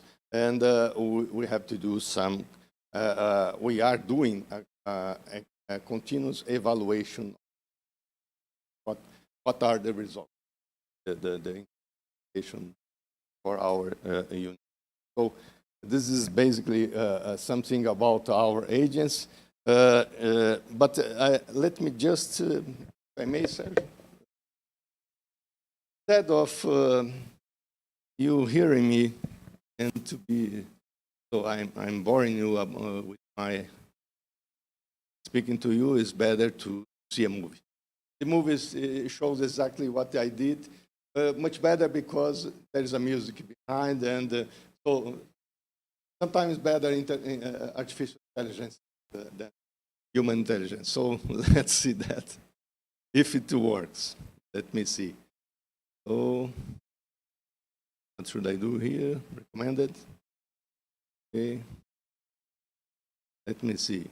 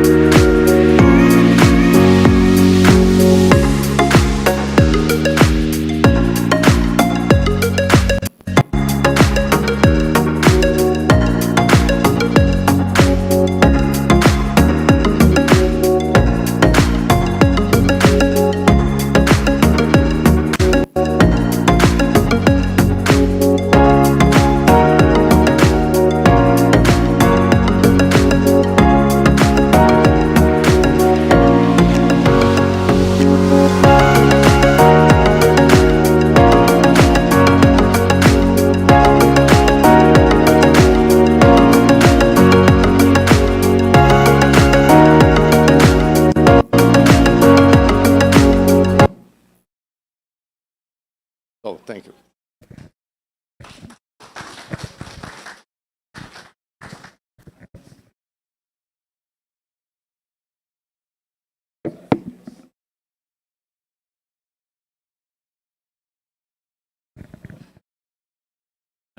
Okay, good morning. I'm not going to speak too much because it's late. Yeah, I fully agree with what's been said about the importance of internationalization of research. It's true that today there's not much we can do just in a closed country. If you look at all the countries which are close to outside, you know, they're in really bad shape. I don't want to say too much, but maybe just share my experience. So our goal within this partnership, Inria Brasil, which is working very well. We have extremely good collaborations and good results. I will talk more about this tomorrow in Petropolis. But when I see what I heard here, you know, all the programs from USP, FAPESP, etc. I think we can. There's room for much more in terms of quality, in terms of quantity. So this is good for me because I will be able to talk. You know, the network effect is quite important to some people, and I'm sure we can attract. Well, I think two things. One, very important is to sustain people who are already there in the collaboration. You know, what I hate in international programs and so on is one-shot, what I call one-shot programs. You know, people a lot of money to do one thing for 2 years, 3 years, and then nothing. It doesn't work. It doesn't work. It takes a long time. Just an example, I've written this book, which is now famous on distributed databases, with a professor from University of Waterloo, and we started working 35 years ago. and we are still working together, and we did many other things. So this is what we really shot for. So the first thing I would say is that try to increase the perimeter of what's going on. So associated teams, AMSUD, there are people involved in AMSUD programs and so on, but try to have people do a national chair in here. The campus is really great. It's in the movie. And that's one thing. And the thing is, and of course, with this way, if we communicate well, we should, from both sides, try to have more associated teams and ANR. I'm pleased to see that there's USP ANR or FAPESP programs, because what the Inria programs are very good, but this is not much money, of course. We don't have much money, so it's like seed money. So it's the very important money that people get to know each other and to meet. You need to meet. But if you need more money, there are other programs like postdocs and ANR is that. The other thing I want, yeah, well, based on this, what we've seen during the workshop here doesn't cover all which is done between Inria and State of São Paulo, and because there are many other things, but all couldn't come. But focused programs, so, well, it's quite broad, but we don't want to have all of computer science. It doesn't make sense. So we have a focus on AI, HPC, data science. But I've seen very interesting work on applied mathematics. So, for example, so when I say applied mathematics, it's not just mathematics. Mathematics useful for application. And this, let me tell you, there's a difference between Inria and USP, for example. You know what the difference is? In terms of mission. So USP is a university. Inria is not a university. Inria doesn't grant degrees. And in fact, when Inria was created in the 60s, President General de Gaulle was to push science, technology. Because at that time, they were already, research was good. Good universities, the NRS was there. So the added value that provides is all the collaborations with industry. So this is what we can leverage. So in this partnership, it's not just research as usual, producing papers. You know, I've done some calculations, but there are many more papers that are produced that one can read. Yes, so a lot of papers are produced. They are probably very good. Nobody reads them. Yes, so what we want is impact. And in order to have impact, so it's like with patents. You know, I will talk about patents tomorrow in my talk on innovations. There are so many patents, but very few will lead to innovation. And that's what also we want to do. Okay? We don't want to increase the number of papers. Today it's very easy to do papers, especially because you have AI tools to produce papers. And sometimes they even get accepted to conferences because program committees are so lazy. So increasing quality and impact. And what's nice is that, especially here, with the state of São Paulo, Rio is a little bit more difficult. We have a lot of money.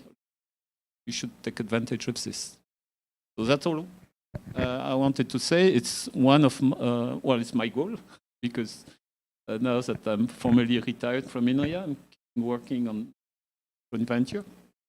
And I don't want to just be an administrative manager, which, okay, we should want to encourage people to have impact, because it's a virtual cycle. You know, it will attract students, of course, they will do things that are cool and so on. Okay, that's about it.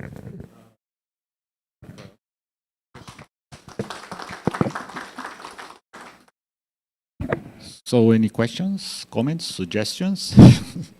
Roberto.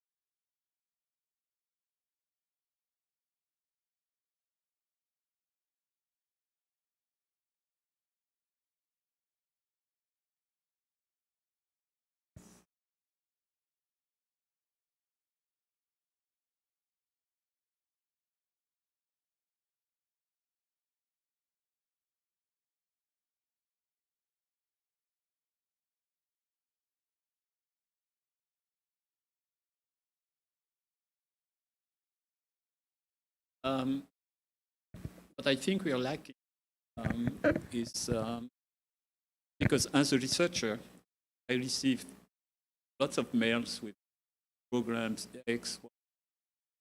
I'm in Montpellier, and locally there are so many programs, and I usually have time to read.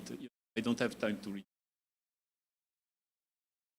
What has much more impact is when someone can be researchers, get bored. So what's quite clever is to come and give research talks, which is quite general, and take advantage of this to mention the programs and so on. And I know that this works very well. I remember a long time ago I was in Thailand teaching, and there was a guy from a university in UK, and he was coming, giving talks and recruiting students. And that works because people see, and they, when it's just a message, there's opportunities now. So that's something that should be discussed with Cécile but because I really think, and it's good that I've been coming here and heard all this, that we can do much more. Because I'm pretty sure there will be people interested. And for example, in my group, I have 30 people in my group. We produce a lot of engineers and postdocs and so on. And then the question is, where to go next? So, of course, my connection is more with Rio de Janeiro. I sent postdocs there. But why not here? And because what people want to be able to do. So that's very important. You talk about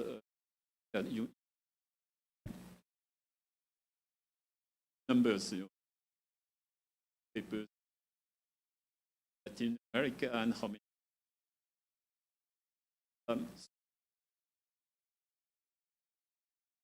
Yeah, well, people like me, Alexander, they know the quality.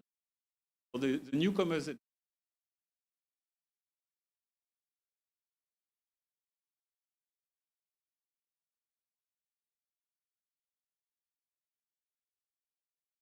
And also the language.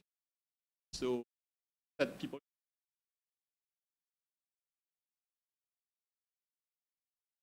language.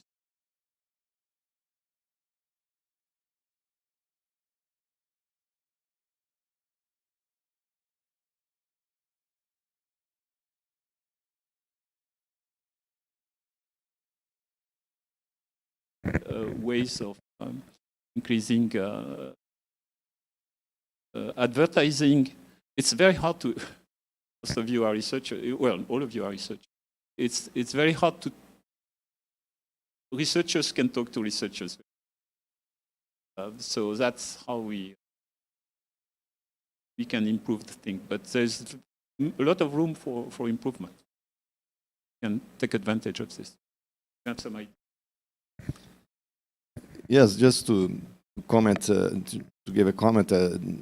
So I would like to reinforce the importance of to spread the message. So it's clear and available to everybody to understand of the possibilities that we are discussing here. And but let me also to comment about one thing that you said that is very important, and I do agree completely. Is about long-term cooperation. I think that what we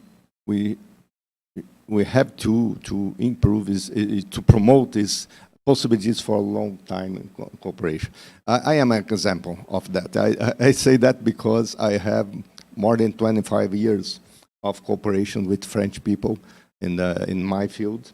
Computational mechanics is more or less related to computations. And I started that in 1996 with Laboratoire de Mécanique et Technologie at Cachan. It's a laboratory supported by CNRS. And the results of that were so not only PhDs, common PhDs, double degrees and so on, but also courses, changes in our curriculum, updating of information. So there are a lot of good experiences. Students from them coming here, students of mine going there. So So this is the environment of research that we create together. So this is important. This is possible with long-term cooperation. So there are two, just speaking very quickly about the feature that, because in our agency, we are in charge of also to plan, to suggest plans for the future as well. In my understanding, we should invest in two lines. So not extremities, but two lines, basic lines, to support associate teams. So taking digital dimension as let's say digital dimension as the source or the main topic. It exists in all fields of research, if you think about it. So one thing is to promote teams association in every area of knowledge, taking digital dimension as the basic source of research. And also, on the other hand, trying to involve USP. We are talking about USP, but I would like to talk about USP and the universities partners in this state. UNESP, Unicamp, we could promote synergy among us. And again, taking digital science and technology within industrial ecosystem or like a research ecosystem and application development of new technologies and so on. I think that we could maybe try to think about this possibility, and I would invite my colleagues from UNESP and Unicamp also to come to discuss these things with us. So, of course, we are not, so it's not our decision to do that because we are transversal agents. Is about the prorectors, is a charge of prorectors of research, innovation, graduate, undergraduate, but we can suggest to them some lines of investment. So this is it more or less that I would like to tell you, and so thank you.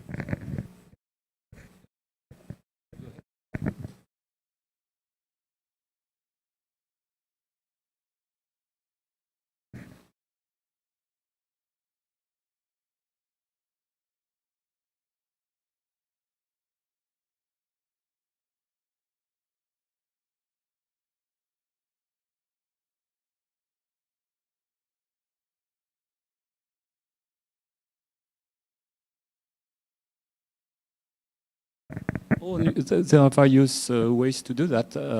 For example, we have a researcher from Inria who's spending a year at FGV, Rio de Janeiro. So we have a sabbatical program. Oh, no. This, well, you can, you have only one position. Like, for example, I've been a researcher at Inria for a long time, and also was appointed to teach in some university, but it's just a part-time thing, and so we have, so it's fine. With École Polytechnique, there might be some other, I'm not sure, but there are, you know more. The École Polytechnique is a very specific case in France because the professors are appointed directly by École Polytechnique for a fixed duration. You are not a professor for life at École Polytechnique, it's for a certain duration. So that's why all the connections are different. One very important point that you mentioned, which, so just coming back to my experience, so I've been working with, in fact, for the last 10 years, more than that, 4 institutions. And these people, I knew these people individually. And so 4 groups, UFRJ, engineering school. And as a result of our collaboration, these people work together and they have master students and they teach from one place to the other. And so that's a side effect, which is quite interesting. We could do the same from the French side. So, for example, in an associate team, you can do that. In reality. A team, but in a team and so on. So that's really nice. One thing, because I hate to speak about politics, but I think the situation in Brazil right now is much more attractive for French people. I talked to colleagues, a lot of people didn't even want to visit because everybody knew that research something bad. So there should be communication, not just for France, but that Brazil is back to. Well, it's been because during all this time we kept working, so not true that the people were sleeping, right? But there was this impression, and the impression can be terrible. So we all need to say that there's a lot of. I like the words you said. It's very important to international, not just with friends. And we are not just thinking about countries, so, but in collaborating with US, with Canada, Singapore, it's always enriching.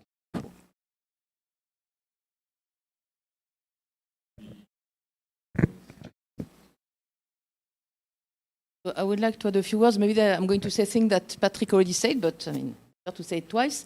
So I will start from the beginning. Of course, all the researchers at Inria, they're collaborating with a lot of different partners all over the world. But we have a national strategy, which is that we at Inria, our goal is to work with a very limited list of partners from a national point of view. And on these selected partners, we are going to put a lot of effort, and definitely Inria Brazil is one of them. So, and that's why we organize this workshop, and that's why we are really willing to develop a lot of collaboration. And for example, for the associate teams, the associate team program is not open to all countries. It's open to the target countries or target institutions that have been chosen and validated by our management, and Brazil is one of them. So in Brazil, we can work with all universities and research centers on all the topics related to Inria. So it's really we mentioned politics. It's a political choice from I would say the policy of the institute, but I think it's really important to keep in mind. And then we are very flexible of the way we can collaborate. So we developed this morning a few of our programs, but we are also creating new programs, and we will be very interested to create a new program only with Brazil in order to see what we can build together. So that was the second point I wanted to mention. Well, I think the time is flying.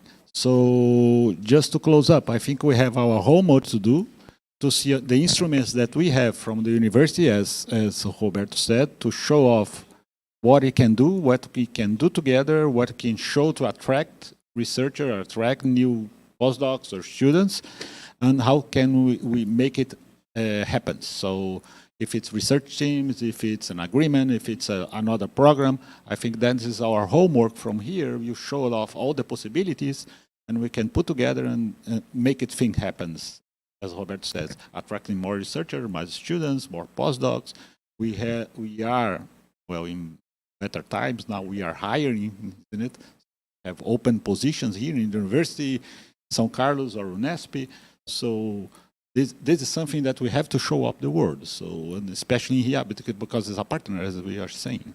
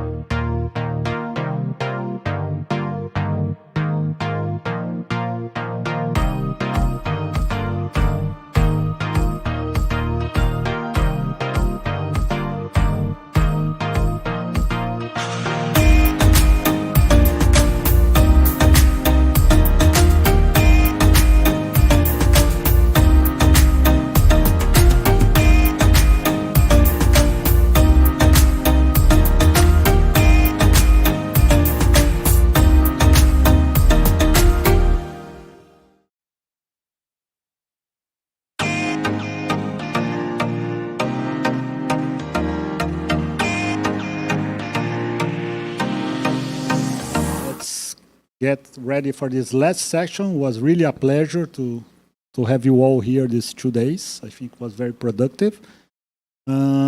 Let's end up in a high note. I want to invite Érico Martins. Who's it? We'll compose the table, isn't it? And then we can spread the word. So, Professor Patrick, you want to have a seat?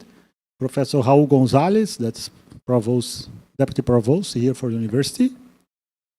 Professor Luiz Henrique Catalani, that's the AUSPIN. Mathieu, please have a seat. And I'll pass the word to Mathieu, and then you can join the presentations.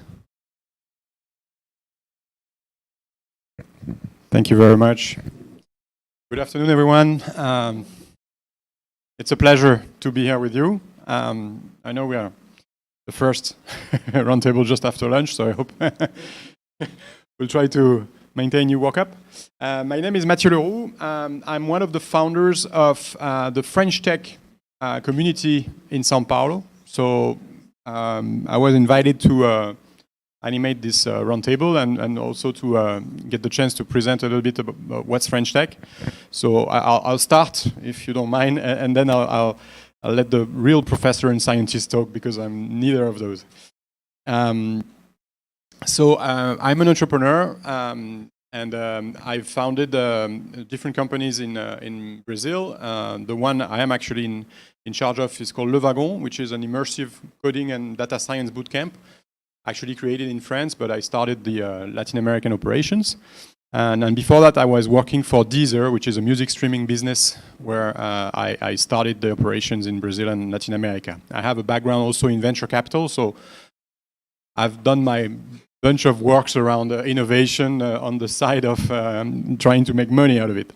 And I'm still an active business angel. And in terms of culture, I'm a father of 2 teenager daughters, born in Paris, but mostly raised here since they're 2 years old. So that's the best cultural seminar you can imagine, raising daughters from another country. So I think I understand better now how culture of France and Brazilian culture operate.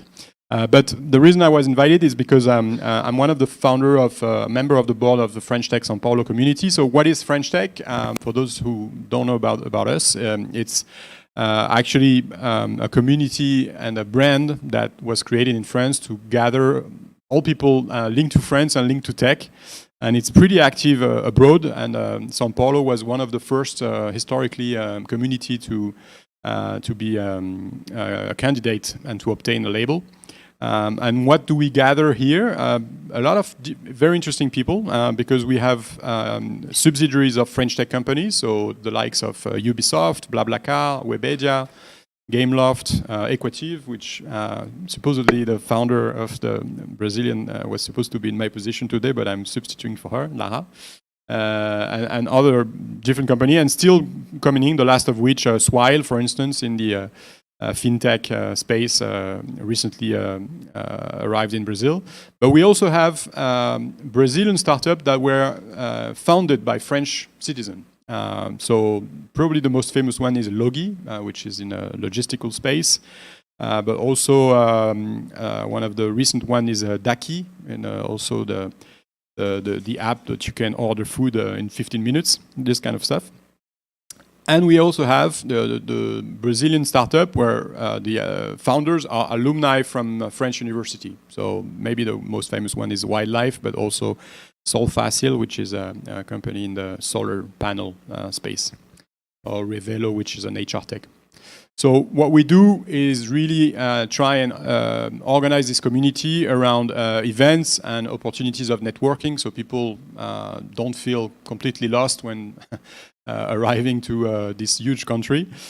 So we do mostly happy hour. We have events, for instance, next month at the Web Summit, we are doing an after event. And we have the ambition of doing more and more events. And also we've received some money to do some bolsas to try and help Brazilian students and cover some part of the cost, for instance, as the French university in place here, like École 42. So that's it. If you are more interested, those are the links, and feel free to ping me on LinkedIn or wherever. So what gathered us today is a roundtable on science and innovation. So I'm really glad that you're all around me. What I intend to do is to maybe let everyone present himself in a few minutes, and then we'll open up for debate or questions, if it's okay with you. Maybe start with Enrico. I just need to connect my HDMI to your presentation. And yeah, if you want to have a clear deadline at 3, I think ideally if you can all present in 5 to 7 minutes max. And then we can have an exchange. Yep. Take my seat.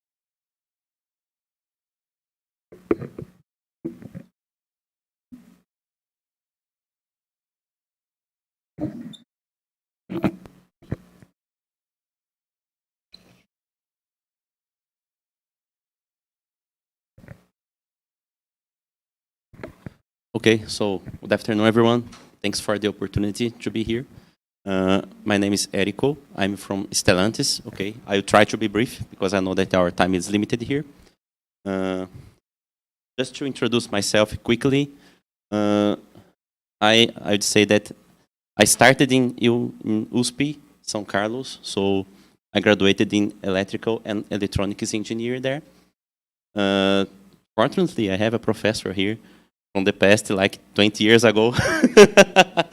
And I met him today, so nice to see you.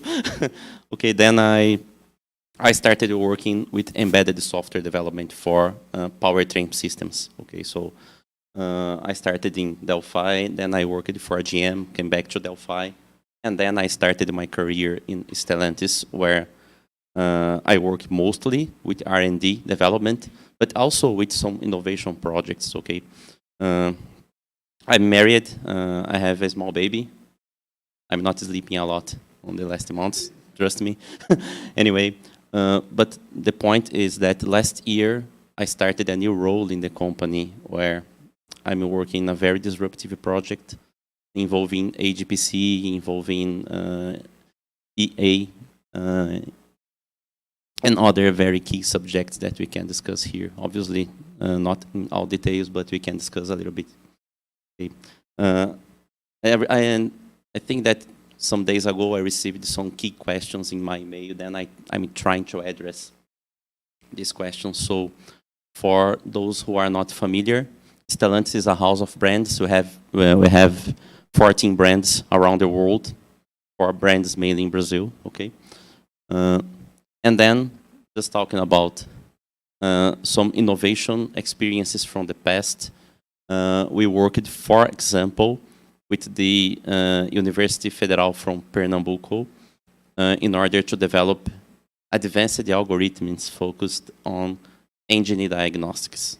Okay, I don't think that we need to go into details, but just to give you an idea, it was like a cooperation project where the university supported us a lot developing the algorithm itself, and we supported them with the infrastructure, with some specifications, and so on. Okay, so it was a deep involvement. In that time, we worked with public incentives, and in the end, I can tell that it was a win-win partnership. Okay, so the university was more involved in our real problems. And in my opinion, this is a huge gap. So when I was studying, okay, it was nice, it was amazing, but when it comes to the industry, the reality is totally different. Okay, so the university was more aware about our issues, and then the Stellantis took advantage of the students. They are very brilliant. Then, this is our current reality. So Stellantis is starting, I would say, a new era. Stellantis is focusing to be, I would say, a tech company.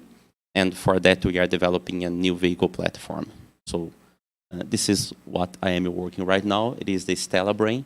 We have also the Stella Smart Cockpit and Auto Drive. So all of them are taking advantage of artificial intelligence, of the high performance computers, and so on.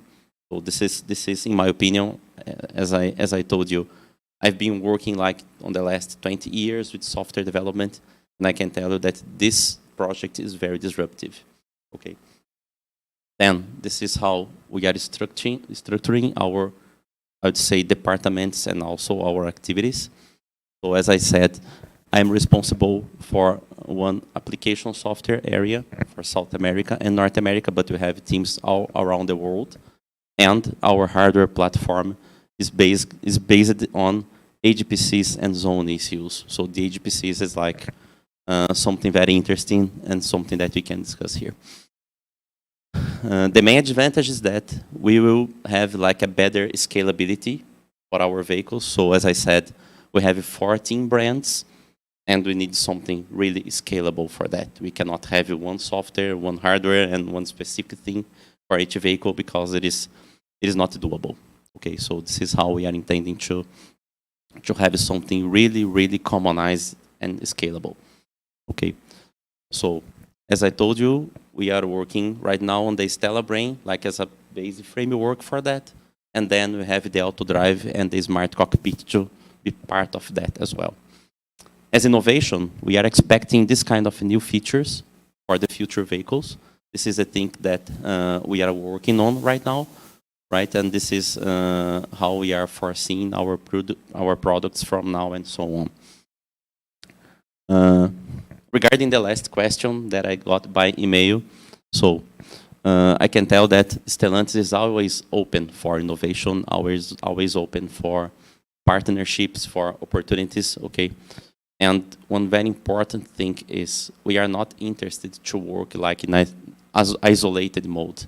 So we really would like to be part of an ecosystem because it is, I would say, it's faster to leverage new technologies. It is faster to make the things happening. Okay, so again, we are always open to new lines of research, of innovation, and as a good examples, I can mention some recent partnerships. Some of them I was part of, some of them I was less involved, but we have like our innovation project with the USP, LSE Tech Laboratory. We have the innovation project with UFPE. We have something with Cesar in Pernambuco. It's a very nice institution to solve our, I would say, everyday problems, but it is a nice partnership as well. For our people capacitation, we have Cesar and UFPE, and we have some initiatives with Paraná universities and OpenCAD to identify new talents for our company. I'm talking about some events like Hackathon and so on, where we can identify people to be part of our team. Okay. So I tried to be very brief, but this is what I have from Stellantis, okay?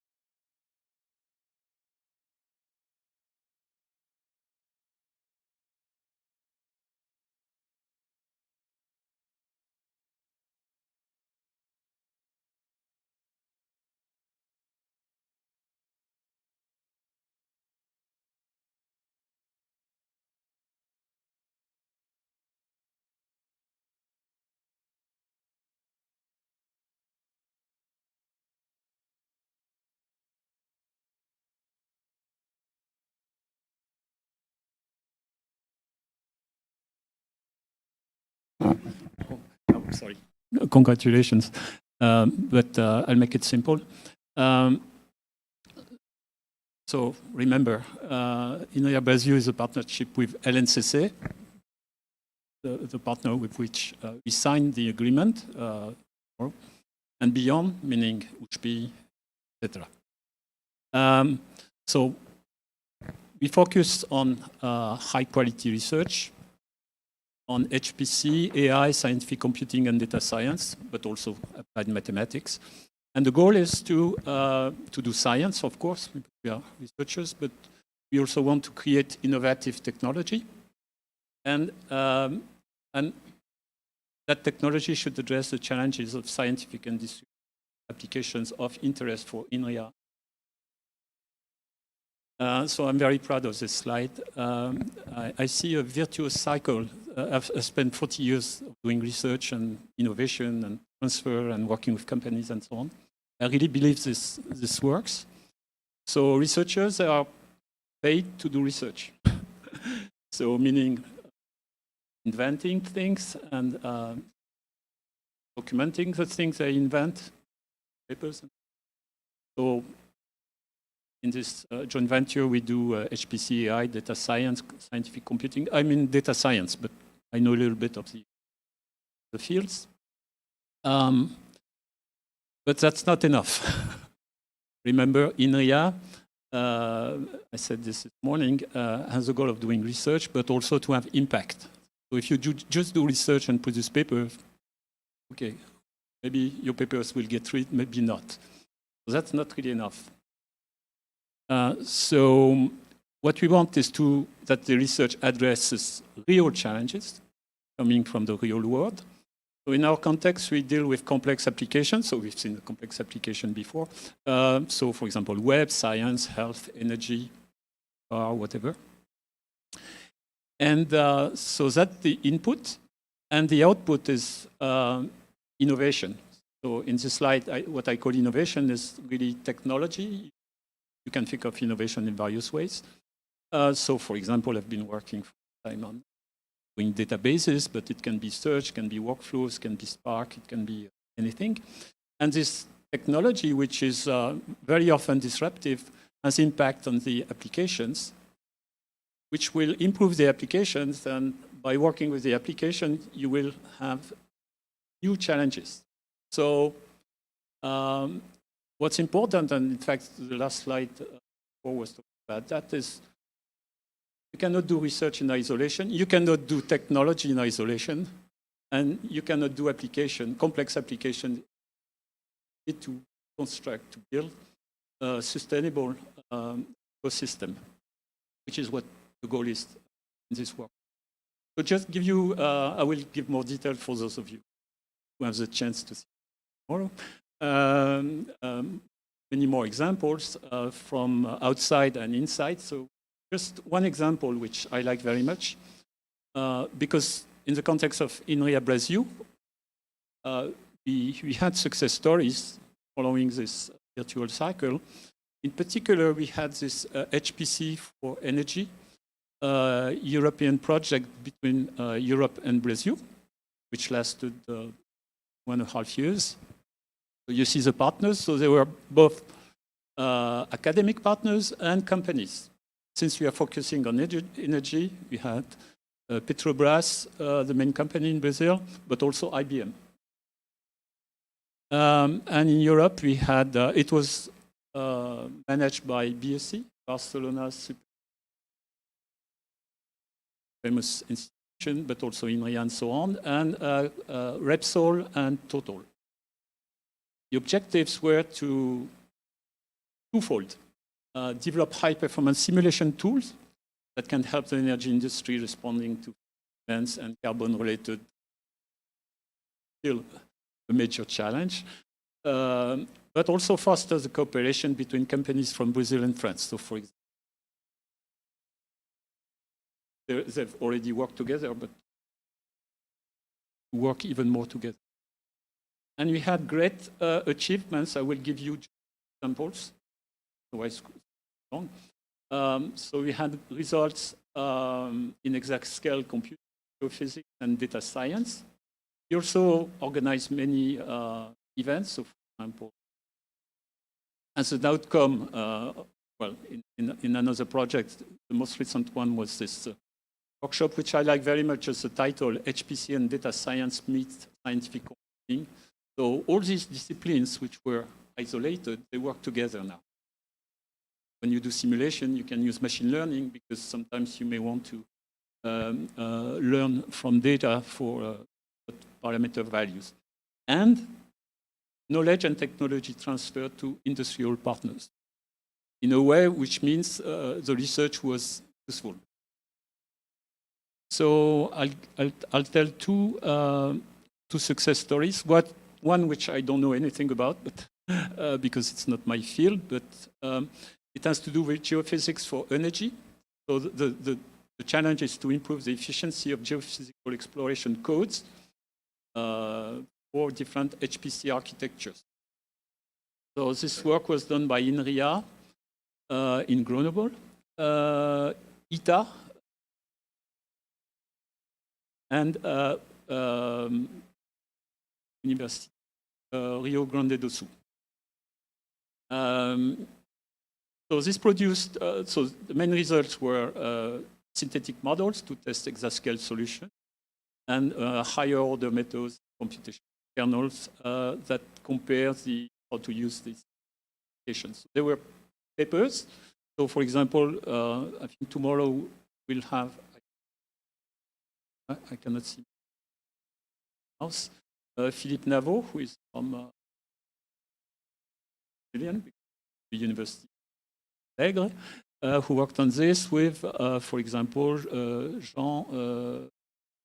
Jean-Philippe, Frédéric Méot, University of Grenoble. And so they produced very good research results as attested by publications, but also the industrial partners, main partners, Petrobras, Repsol, and Total, integrated the results in their in-house codes, and they use it on a daily basis. Think, for example, the Santos Dumont supercomputer, LNCC. Another example, which is coming from my group, is Provlex. So this is in the context of computational science and engineering. So I'm more from the data science field. So the problem is that you have a lot of data to analyze. And usually in this area, computer science and engineering, you have multiple workflows developed by different teams with different tools. And analyzing all the data is critical for reproducing experiments, understanding and explaining the results. Sounds familiar? Yesterday there was a conference about explaining AI. This happens all the time. People need to understand because dealing with very complex problems. And it's been there for forever, because when I started my career, there was already the problem of integrating heterogeneous data stored in various data sources, databases, files, and so on, but as well as workflows with different tools. And we want to make runtime data analysis efficient, because the whole solution, you move it in a warehouse or what I like today, fashionable. Time. You want to have runtime data analysis because there are some applications that requires runtime decisions. So this work was done in the context of in the context of this associated team that I mentioned yesterday, HPDAS, and with UFRJ and IBM Brasil, and we developed Provlec, which is an intelligent system, which I will not describe here. The system has been produced as an open source system. The main developer of work, Renan Souza, who was a PhD under the supervision of Marta Matoso from UFRJ and myself, got the best award, BBD, which is a top database conference and there were a number of papers. I just cite the top papers here in conference and a journal. And it had a lot of impact because, well, first of all, Marta showed me that recently there was SEM is top organization in data management. SEM Sigmod, I'm sorry. Sigmod record. Sigmod means management of data. Paper that talks about machine learning's lifecycle artifacts and tools, and cites says very good thing about Provlec. And Provlec is now an offer from IBM, and IBM Brasil is using this offer, which is open source, for their oil and gas clients. So tomorrow I will have, well, PlantNet, of course, this is our killer application in France. But I will have this conclusion, which will maybe launch some discussion here. So I just want to say a few words. So the good news is that we do have success stories, but we could have many more. Increase this. Of course, the primary thing is that if you want to have success story, you need to have research, meaning inventions. And we want to create this ecosystem with not only universities, of course, because universities do research, but with industrial partners like Petrobras, Total, and fully Stellantis, who is there. And it's good because Stellantis is in Brazil, but it's a French company, so we are happy. And then we will have impact on industry, but more than that, on society. Like, for example, the work was described yesterday on mathematics for epidemiology has impact on society, obviously. You talked about COVID. The last thing this ecosystem should provide, this was a discussion, we need to get sustained support from Brazil, France, and the European Commission to fund our projects and to keep our talents, right? Because otherwise, and so we also need money. Okay. So, well, the research. Okay. Thank you very much. So.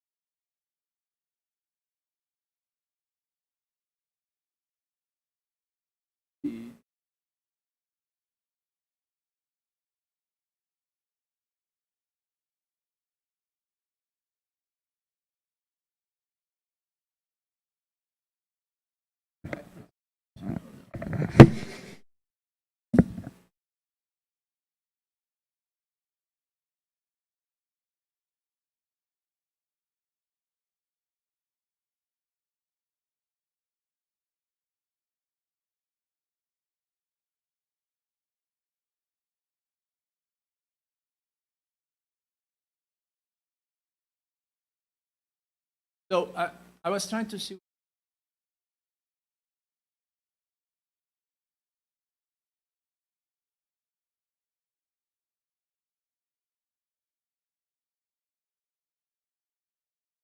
Afternoon, how we can vision of this group reality. And sorry, I will take this presentation only a few slides just to show what is the roadmap that we use in Brazil. And I think there are some information that probably I've seen being around Brazil, but probably some information, more general information, maybe used. So I start always with this slide to show how big or how complex is Brazil. We are 6 states in a federation, very heterogeneous. And this makes the system very complex in Brazil. The innovation roadmap, as you can see here, starts from the SITs, the Science and Technology Institute as the center, cooperating with several actors in the system. Government is certainly one main issue in this cooperation because it's where the regulation comes from, where the funding comes from, and also where the main agencies for funding are in terms of federal fundings. We are also, we have several state foundations that can fund, as you can see, FAPESP, one of the main of them. But we have also a few other actors here that cooperates with different approaches. So to give you some idea of how big is Brazil in terms of universities, we have 69 universities, 40 and more than 100 private universities. We have, in terms of R&D institution from public, we have some very important ones like Butantan around here, Fiocruz with a biopharma, and Embrapa, which an agrotech company from federal funding.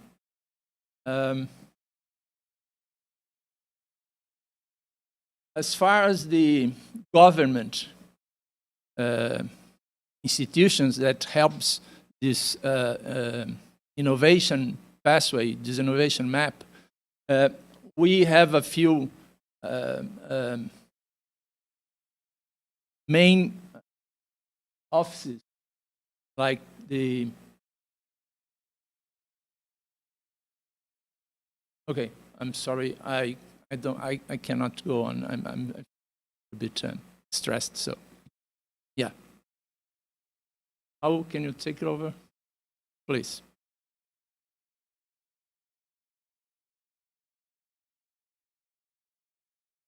I'm sorry. I was just giving some idea. Okay. Okay.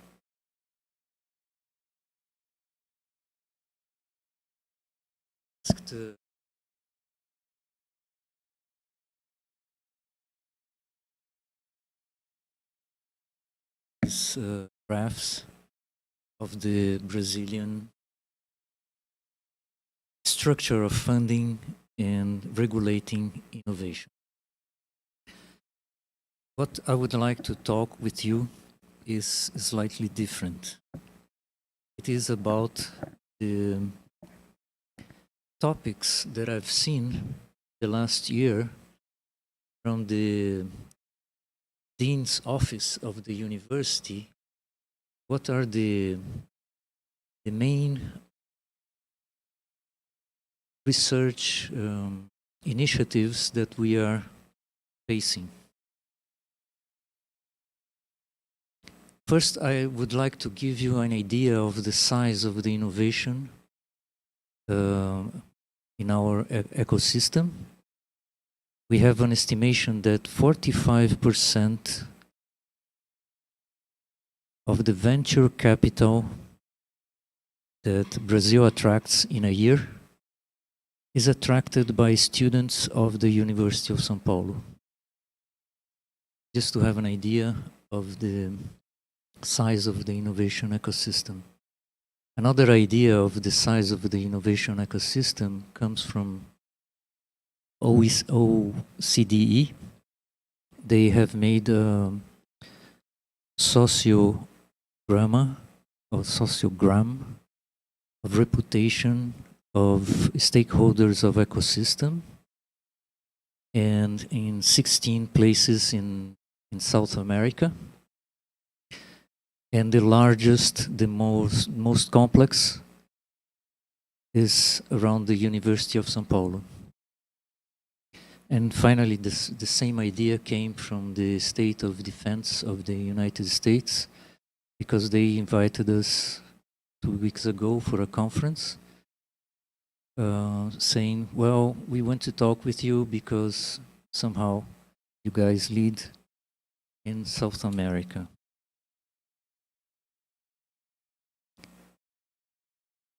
The talk that I would like to convey is Brazil has some vocation. Brazil has some research topics that will stay with us for a long time. One of them is the agriculture, the tropical agriculture. We believe that potentially Brazil can feed 40% of the world in a few decades. And the efficiency of the production of a square meter is growing very fast. But this is done with a lot of technology and a lot of digital computation. This is the first idea that I want to give you. We have something called the precision agriculture that needs a lot of data processing to pinpoint where the plagues are. Even using drones or tractors, completely automated tractors, they perceive where the plagues are. And this is done with a lot of computing processing. We have been developing the biological control of plagues. So we have large data banks of fungi and bacteria to develop this kind of technology. We are developing green certification for the agribusiness, which is done with a lot of IoT and monitoring of the processes.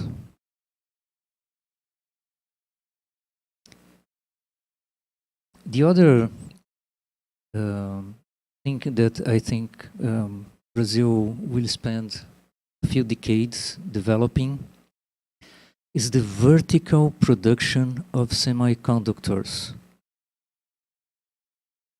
What's this? Is instead of developing very large industries, horizontal industries that make a step of the semiconductor, the idea is to make small facilities that will make the semiconductors in small places. And there is a roadmap for doing this, and the University of São Paulo has this strategy. Observe that we design our semiconductors at this moment. I know France is highly developed on this. Now I'm asking help, okay? But this is something that geopolitically we need to do, because we have here Stellantis, and they need semiconductors in Brazil to produce, and they need to be produced in Brazil because of geopolitical reasons. The other research topic that I think it's important is what we call the xenotransplants. That is a modified, genetically modified pig. The tissues of this pig, the swine, produce no rejection in the human body. And so many of the tissues of this pig can be transplanted into humans. In inverse problems, we need help also. And one idea that I want to suggest is that since you guys have developed a very powerful geological inverse problem software, maybe we can translate some of it to the health area. Observe that seismical geological survey is not different from acoustic and ultrasonic health diagnostic equipment. It's the same partial differential equation. And we are developing ultrasound tomographs at this moment, so we can have help with this. The other research that's going on in the University of São Paulo is how to modify the bacteria to produce drugs, medical drugs. In the area of green fuels, we are in this process of breaking ethanol into hydrogen and CO2. The CO2 ends up in liquid phase from this process, and the challenge, the technological challenge, is in the enzymes that break ethanol into hydrogen and CO2. So some companies have these enzymes. The University of São Paulo has some of these enzymes. Finland have some other enzymes. But this is a field, is a very strong field, and this is one of the vocations of Brazil.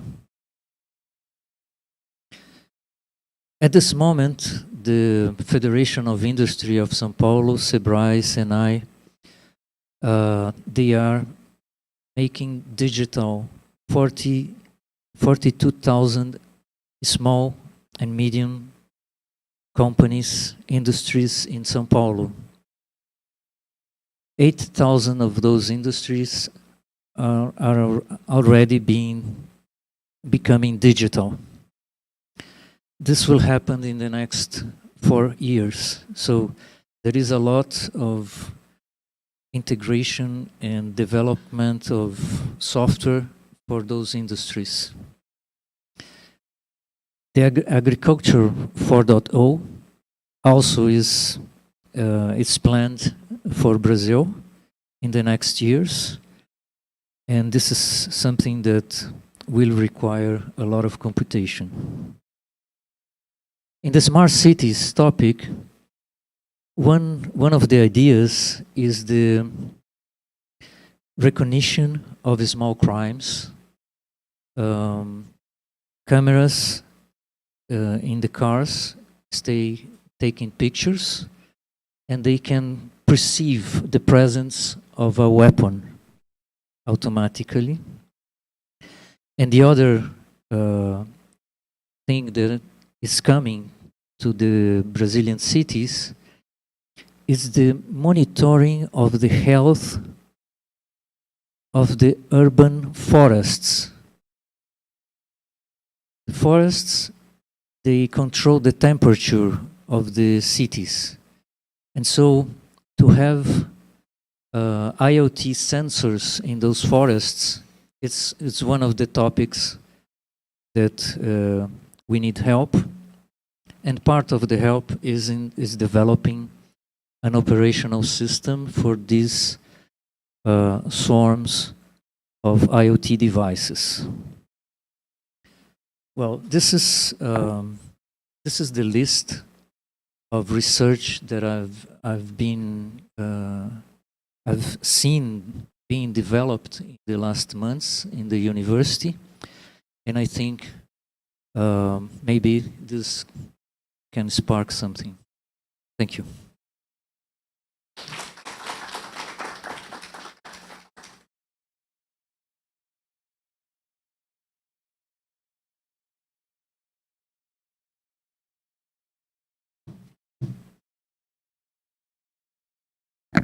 I think since we still have 5 to 10 minutes left, maybe I'll leave the room for questions to our speakers. So if anyone wants to dare and take the floor for the first question.